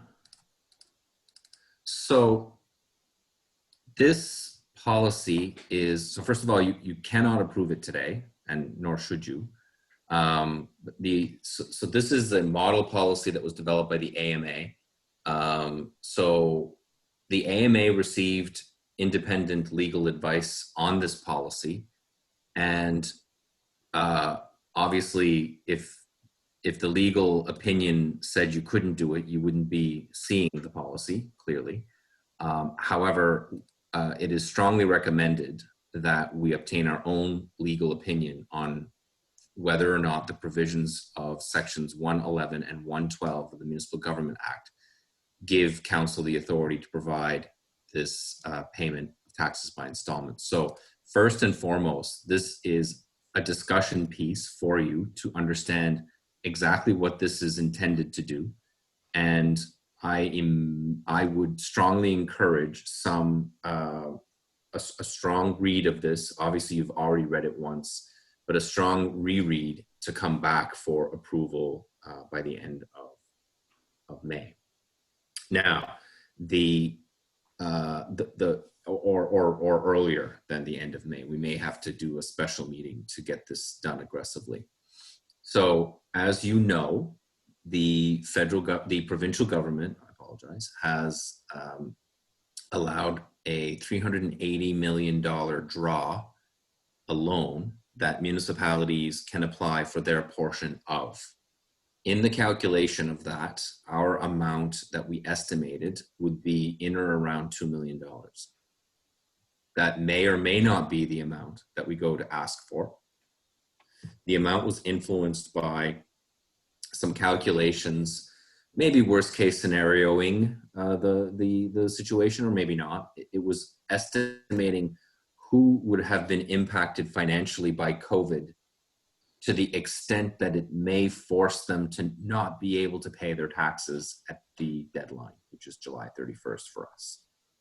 So in looking at that, we analyzed the commercial and residential. The residential, we took a percentage just because we hadn't really, we had to take a look, and really that was more of an estimate. But the commercial, it was more obvious who would be impacted. You know, like tourism operations, restaurants, like there were obvious organizations that would be impacted by COVID that would benefit from a delay of property taxes. So this policy, so when we first went to the province of Nova Scotia with this request, we wanted them to exercise their authority to provide a tax deferral, okay? Their advice to us, their response was that they did not have the authority to do that. So neither do we, right? So we don't have the authority to defer, all right? So I've been talking about tax deferral for a while with you. So this is, while we don't have the authority to tax defer, we do have the authority to provide a financing program. We make arrangements for payments with our taxpayers all the time. If they're unable to make payment, they can make arrangements, they can make monthly payments. The monthly payments get applied to their bill, and they do pay the 16% interest if they have an outstanding balance after, you know, July 31st. Each month they're billed the interest on the outstanding amount, if there is one. So that's been happening. That happens all across the province. So what we have in front of us is a policy that allows us to do something slightly different. And it is an application process, both for residential and commercial, for the objective of allowing them to apply to us for what I'm calling COVID relief, okay? So COVID relief is simply a delay of payment of taxes. It is not a write-off. There are some financial benefits associated with this policy, most of which are the payment plan and the interest on that payment plan. So before getting into who's eligible, I will explain quickly that if you are eligible, what happens. Okay, so there will be an application program. We're hoping that the application program will be province-wide. CBRM has been working very hard on producing a central application system, which would automatically pick up on any electronic applications and provide them to the appropriate municipality. So you'd put in your assessment account number and it would automatically know that it's municipality of Argyle. So there'd be a central application system, but then that application would come to us. Obviously, there'll be paper applications, there'll be other ways for people to apply, okay? But from an E perspective, an E application, it is likely to be central. And so like that's being worked on all the time. So the way that it would work, the administration would be that an eligible person or business would pay effective the 20th of each month, starting in July, right? So this is if this is approved, it's going to happen quickly. So the first payment would be due July 20th, and it would be $25, regardless of the bill. And it would be $25 for the next 5 months. So for a total of 6 months, the only payment they would make is $25. At the end of those 6 months, at that 6 month period, there would be a program put in place where they would pay the remaining amount owing over 24 months at a rate equaling, and there will be interest associated with that, but the rate of interest will be 1.35% per year. So that's a heck of a lot lower than the interest rate that would typically be charged by the municipality. You have already made the decision to reduce the interest from 16 to 10. to give some break to everyone, regardless of whether they are eligible for this program. So everybody will take advantage of that if they choose to. It means they'll pay us interest, but it won't be at 16%, it will be at 10. Now, those are for the organizations that are not eligible for this. If they're eligible for this, what I just described is what their payment plan would look like. So I want to be clear, this policy does not write off taxes. What it does is it delays the tax payment in a very significant way that would reduce the hardship on either the resident or the commercial taxpayer. The eligibility criteria is in the policy. Residential, they have to, so first of all, anybody is eligible, nobody is eligible that has arrears taxes. So if they already owe the municipality of Argyle taxes, they are not eligible to get on this program. They'd have to clear that, okay? It's not intended to help those that were already in arrears. It is intended for those that have been put in a position of hardship specifically because of COVID. Okay, so they have to clear that first before being eligible. If they are in good standing, I should say they have to be in good standing with us, which means that as long I misspoke there. They can be eligible as long as they have a payment plan in place. Okay, so it's that they have to be, they cannot be in arrears. Okay, so that's, I don't want to get into too deep in the minutia of that, but effectively they need to be in good standing with us. So an owner of a residential property that is the owner's primary residence where the owner has experienced financial hardship through significant reduction in income. Okay, so how do we prove that? Well, what this policy says is that it has to be due to the state of emergency declared by the government of Nova Scotia, and it's demonstrated through the receipt of provincial or federal program assistance or a record of employment demonstrating layoff from employment. So if you've been laid off as a consequence of COVID, you would be eligible as a taxpayer.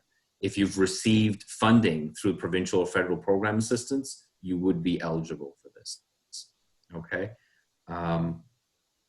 The owner of a residential property where the owner was a registered tourism operator it would put them in the eligibility criteria, but it excludes Airbnbs. So those that have a bed and breakfast would qualify, those that are Airbnb would not. The owner of the residential property that is rented to one or more tenants where the owner has experienced a significant reduction in rental income from the property, obviously they'd have to demonstrate that, and it has to be independently verified. So again, if they can prove it, they would be eligible. Who decides whether they have met the criteria? The treasurer, which is myself. So it's not a council decision. It's an administrative decision that they have met the criteria to the satisfaction of this policy. So commercial, who's eligible? The owner of a taxable commercial property where the property has an assessment equal or less than $5 million and where the owner's business is located has experienced financial hardship through loss of revenue related to the state of emergency. So there are provisions here that are part of the application process. So first of all, I'm going to stop on the 5 million and just say the reason why 5 million is included in this budget is that we're interested in supporting smaller businesses, some larger businesses with that have the means to pay for taxes should pay the taxes. 5 million has been established provincially as a reasonable number. Now, it's not to say that a company that has an assessment more than $5 million will not be eligible, but they won't automatically be eligible. Okay, so if you have a company that is assessed at $10 million, you won't be automatically eligible, but there may be other provisions later on in the policy, which I will hit, that will make them eligible. Okay, so we'll just park that for a second. Internal financial statements showing a loss of revenue of 25% or more in the combined months of March, April, and May 2020 when compared to the same months in 2019. So they got to prove that the revenue is substantially different than it was last year, 25% or more.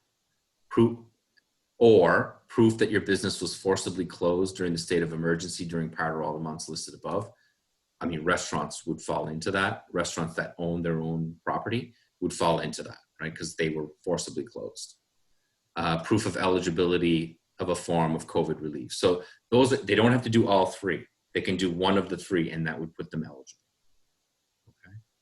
So there are some organizations that may not have lost enough money to qualify for COVID, but they were closed. So we are saying they qualify even if they did not qualify for federal COVID relief. Okay. The owner of the taxable commercial property, regardless of the assessed value, where you were a tourism operator registered under the Tourism Accommodations Registration Act, you could have a $50 million assessment. If you are registered under the Tourism Accommodations Registration Act, you qualify. And that would be hotels, motels, bed and breakfasts. The owner of the property carries on the business of an automotive or leisure recreational vehicle dealership on the property, including automotive repair and auto body shop. So, I mean, we don't have that many automotive and recreational vehicle dealerships, but we do, and they will qualify regardless of the value of the assessment. The owner of the property uses the property as private or non-profit recreation facility, golf course, indoor playground, but that would be private. That's not non-profit. Non-profits do not qualify. Okay. So the golf course, well, we've already written off, like we've already put them on our exemption list. So they're not going to get a tax deferral because they're not paying tax. The owner of the property carries on the business in the hospitality industry, including bars, cafes, and coffee shops, also included tattoo parlors, gyms, nail salons, hairdressers. Service industry is eligible regardless of the assessed value. And the owner is a healthcare provider. Owner of the property is a healthcare provider, a dentist, naturopath, chiropractor, etc., where the business has been required to reduce hours as a result of state of emergency, qualify. And independent local owner of a gas station also qualifies. So regardless of assessment. There are exclusions, and I'll maybe go through them very quickly. Obviously, if you haven't experienced financial hardship, you should pay your taxes. If you've received insurance because of business interruption, some people have business interruption insurance. If you've received that, you can't double dip. You can't be eligible for this. Properties occupied by daycare centers in receipt of federal provincial funding, because that funding presumably would continue and therefore they would not be qualifying. Landfill, pipeline, managed forest, parking, commercial vacant land is not eligible. If there is an active tax agreement with the municipality through legislation or bylaw, we don't have any of those, but they would not qualify. Properties owned by nonprofit organizations that are funded by the municipality or are partially exempted from property tax. And the reason why it says partially exempted is if they were fully exempted, there wouldn't be a request because there's no tax. So that's Nikhil, basically. Nikhil would not be eligible for this. All properties managed under payment in lieu programs. That's okay. So I know I've gone into a very deep detail. The application process, the deadline is June 30th, 2020. I think we might be able to push that slightly further into July, but not much further, okay? Because our deadline is July 30th. So it will be a very, so the first thing we have to do, obviously, is we can't pass it today, but we have to talk about it today and provide some feedback so that we can get a proper copy of this in front of you by, sooner rather than later. Right now, you've received this policy probably 2 days ago. So you need an extra 5 days before you could even consider passing it. I would suggest more than that. I would suggest we probably do have to do a special meeting next week at some point in order to move this as quickly as possible. You should be aware that this will generate quite a bit of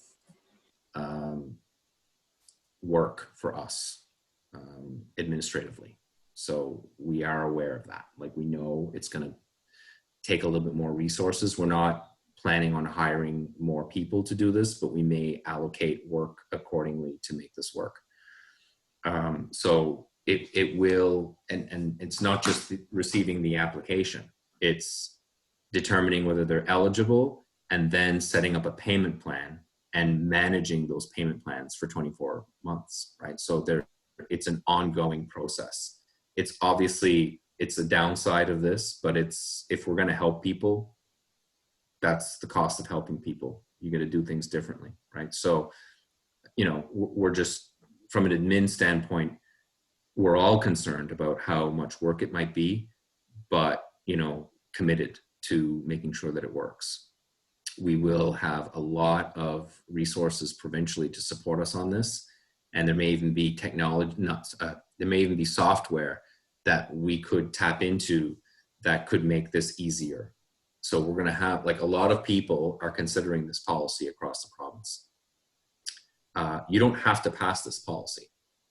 In fact, if you don't pass the policy, then you're not providing, basically you might still borrow money from the province and not have this policy, but you won't have the benefit of having the low interest rate on the payment plan. So I know that was a lot of information. So I'm hoping it was clear, and maybe I'll stop there if there are any questions or comments about what your obligations are as council. Councillor Donaldson. Yes, Councillor Donaldson, go ahead. Yes, I was wondering if it would be wise to have a third party making the judgment on whether they qualify or not.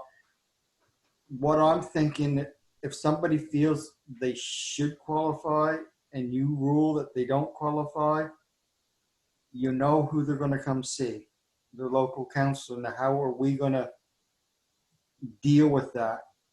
Because we can't tell you what to do. I just wondering if there's a better way of deciding if the application is legit or not. Or anybody else might have any thoughts on what I just said. I mean, just something I'm thinking. That's all. I think that the policy has room to be amended to allow for somebody other than the treasurer to be consulted. I mean, probably 75–80% of them are going to be easy, right? It's the ones that are questionable that you'd want another opinion on. I totally get that. I think it's important that the decision not be political, but I think it's also important that it be transparent and accountable. And having only the treasurer may not achieve that. I think that's an amendment that we could probably bring back for you to consider. Anybody else? Councillor D'Entremont. I guess, talking about a third party, could there be just like an appeal process where then we have a third party intervene then? Yes, you can build in an appeal process into the policy, and quite certain you can. What that looks like, I don't know, because we haven't written it out, but it's something that I don't see a reason why we couldn't add that. If somebody had an issue with it, this is how you complain about it, right? And you could either have the independent review before, after, or both. Anybody else? So this is just at this point for information, for us to think about, but it's going to have to be passed very, very soon. Yes, I will tell you that some municipalities will not pass a policy. They will just take the chance and do what they do, right? You will not have 48 municipalities doing exactly the same thing. No. So, there's things are changing still today around this. So, I certainly would recommend consideration of this policy because of the interest rate reduction that's included. I also would recommend legal review before it can come in final, which I will be providing Real with a copy of this effective after this meeting. And Okay, go ahead. no, just that's it. Go ahead. Yeah, they have 2 years to pay. We have 2 years to pay back the loan. Right. Good question. So we actually have 36 months to pay the loan from the time that we received it, which would be earlier than. And what they start paying. So we would get the loan, like the temporary borrowing resolution, like I expect to see that this week in final. So it's likely that we'll come to council with a temporary borrowing resolution saying we want to borrow this much, which ties into this policy, right? It's 36-month repayment from the time of receipt, and you can accelerate your payments with MFC, Municipal Finance Corp. So we're borrowing at a slightly lower rate than we're putting out on this policy. We're factoring in that there's administrative costs that we need to incur. And at the end of the day, if we collected better than what we thought, we can accelerate our payments at the time that you make them. So the Municipal Finance Corp receives money, or they receive their principal payments in May of every year, principal and interest, and in November of every year, it's interest only. So you have 2 payments a year on this loan. And so in 36 months, it'll be paid in full, but it could be paid in full earlier than that at our recommendation. Yeah, I know there was some talk and some questions asked during our NSFM meetings through the province about whether or not payments could be made from like the taxpayers could pay directly. They would administer, but didn't that come up at one point? But the government is not interested in doing that, I'm sure. We can save some administration for the municipalities if that was to happen. We can confirm that the Department of Municipal Affairs and Housing is not interested in doing that. There might be another department that could be interested in the business component of this policy, okay, but we don't know that right now. Any more? So once you're ready, you think we should have a special meeting to deal with this, just let us know, and we'll. Yeah. And that this will be the special meeting will be to deal with this solely. Okay, good. In the meantime, what I can do is establish what concerns or questions that other municipalities might have, and to share that information with you so that you can be informed by what other municipalities are saying. Keeping in mind that some municipalities aren't even borrowing from the province. Like there's a lot of difference in the 49 municipalities across the province. But it's just a way to keep our cash flow going. I mean, so that we have cash to operate with for us. I mean, that's what we're looking at. So exactly, and that's why I'm strongly recommending borrowing, because at the end of the day, we don't know how many people will be impacted by COVID. I imagine it won't be as bad as perhaps we're assuming, because we always assume the worst. But we really don't know. We're fortunate in the municipality that a lot of the workers in our municipality have not stopped working. you know, like the fishing has continued. Yes, it's changed. Yes, the price has changed, but they were still able to earn a living. And so other communities have not been that fortunate. So it really depends on the nature of the economy. Now, I mean, if you talk about tourism, if you talk about rentals, you know, restaurants, you know, they've been hit particularly in a unique way. And some restaurants are making lemonade and they're doing takeout, but it's challenging. Like, it's really challenging for some of them out there. And so this will hopefully help them get along. A lot of the criticism of this policy is, well, you're just deferring the inevitable, right? Like, you're just, you know, because you're not writing off any taxes. And that's true. That's true. We're not in the position where we can't actually write taxes off willy-nilly. And the province is not providing us any grants or any funding assistance on this. So, you know, unfortunately, if we got something from the province, we might be able to push that benefit down to the resident. But we don't have that. What we have is the province that agreed that they will go out and get money for us, which is not negative, right? But that's all they did. There's not a cost to the province to that. They enabled us to borrow. And we are passing along that cost to the COVID survivors, I guess. Yes, the rate is extraordinarily inexpensive, but the fact of the matter is that we're not absorbing that cost. We are passing that cost along because we don't have the revenue source from the province or federal government to support that kind of decision. Right?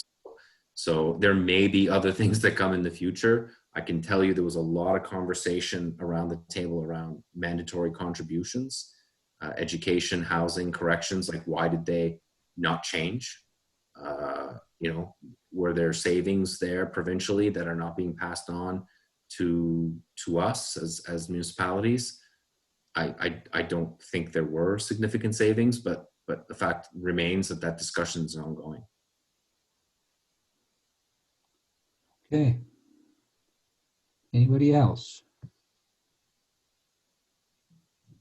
So we're okay with that, and I guess we'll meet when the time comes to have a decision on this.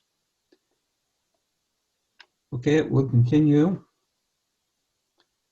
If Deputy Warden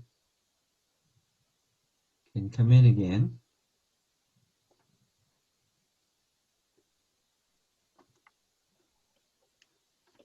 Okay. This is correspondence from regarding Pease Island. I'm just going to go through them, and anybody who wants to discuss anything on them, just let me know.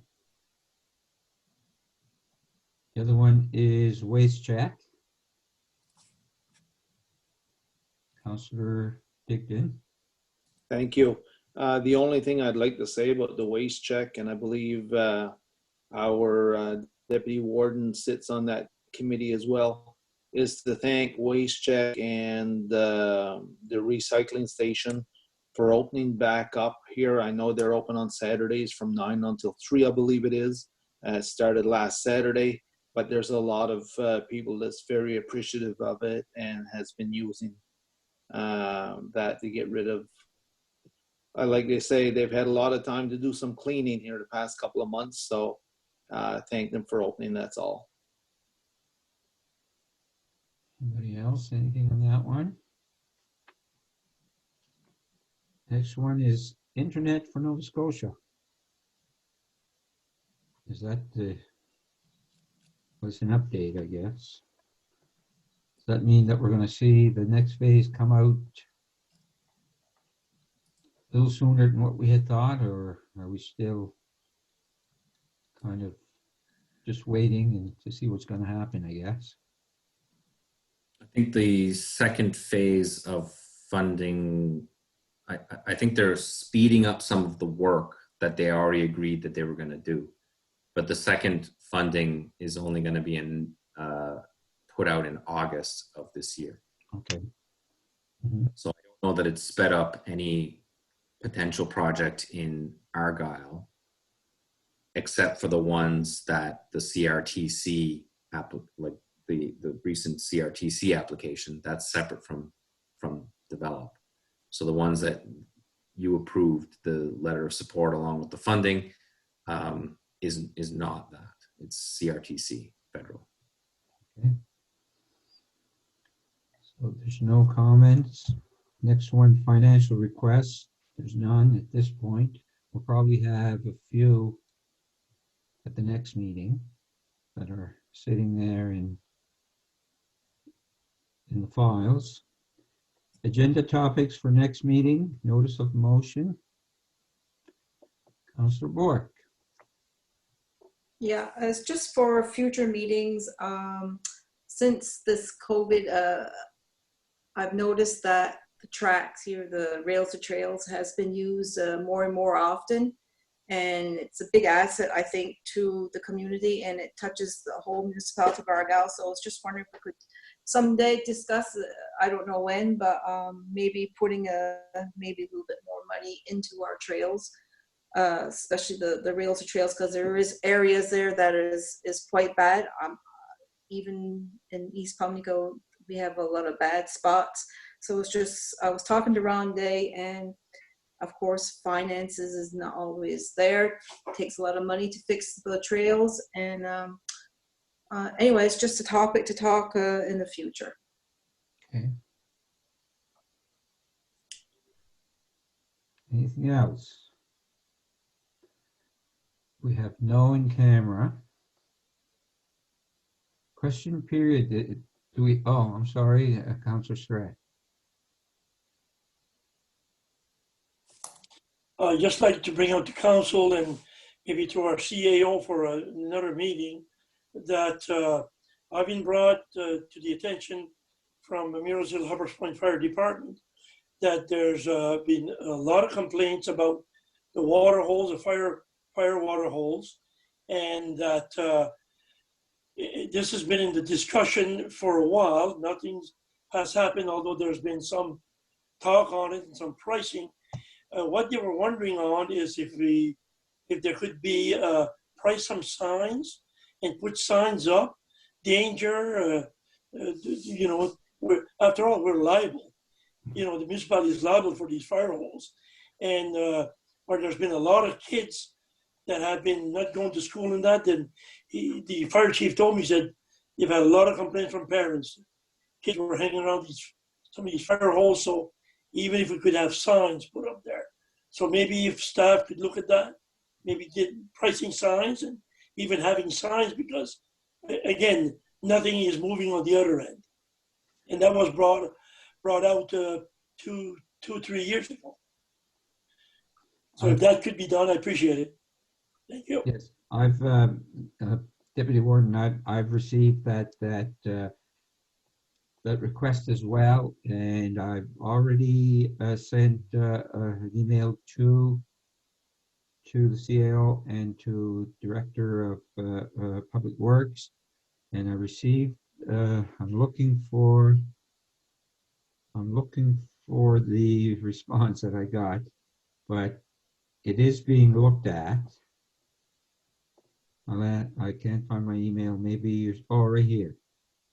He says, looking into this, we had a person do a safety review that has not surfaced yet for recommendation. So I guess we're waiting. We're still waiting. And CEO, if you want to add to that, I guess. I've urged the Director of Public Works to bring that information to council as quickly as possible. We had a safety review of all of the fire holes. I would caution the comment, we are liable. If fire holes are on private property and that are not being used for fire holes, there's a lot of different types of fire holes that are happening across the municipality. We are certainly committed to increasing either the signage or the safety or both in the ones that make that have the greatest impact. So what happened was 2-3 years ago, our former clerk did a report and priced the work. the pricing for that work was probably, as it turns out, about 20% the actual cost. So it was 4 or 5 times more. So we had to find a different way to address the concerns. I share with you the urgency associated with that. So I appreciate you raising it, both of you. And I fully expect to get information from our director in the coming weeks, if not days. Insofar as the signage is concerned, I have zero problem with that. We will take a look at that situation, and we'll make sure that if signage helps in terms of letting people know where they should or shouldn't be, we're happy to support that. Councillor LeBlanc, welcome. How's my connection? Can you hear me all right? Yes. Great. I just wanted to throw in there that here in Wedgeport, we do have a couple problematic poles as well. And although signage is a good start, I would definitely support that. I think we should look at the larger picture as well. That's my. Thank you for that. Are there any questions that came through that we need to answer through?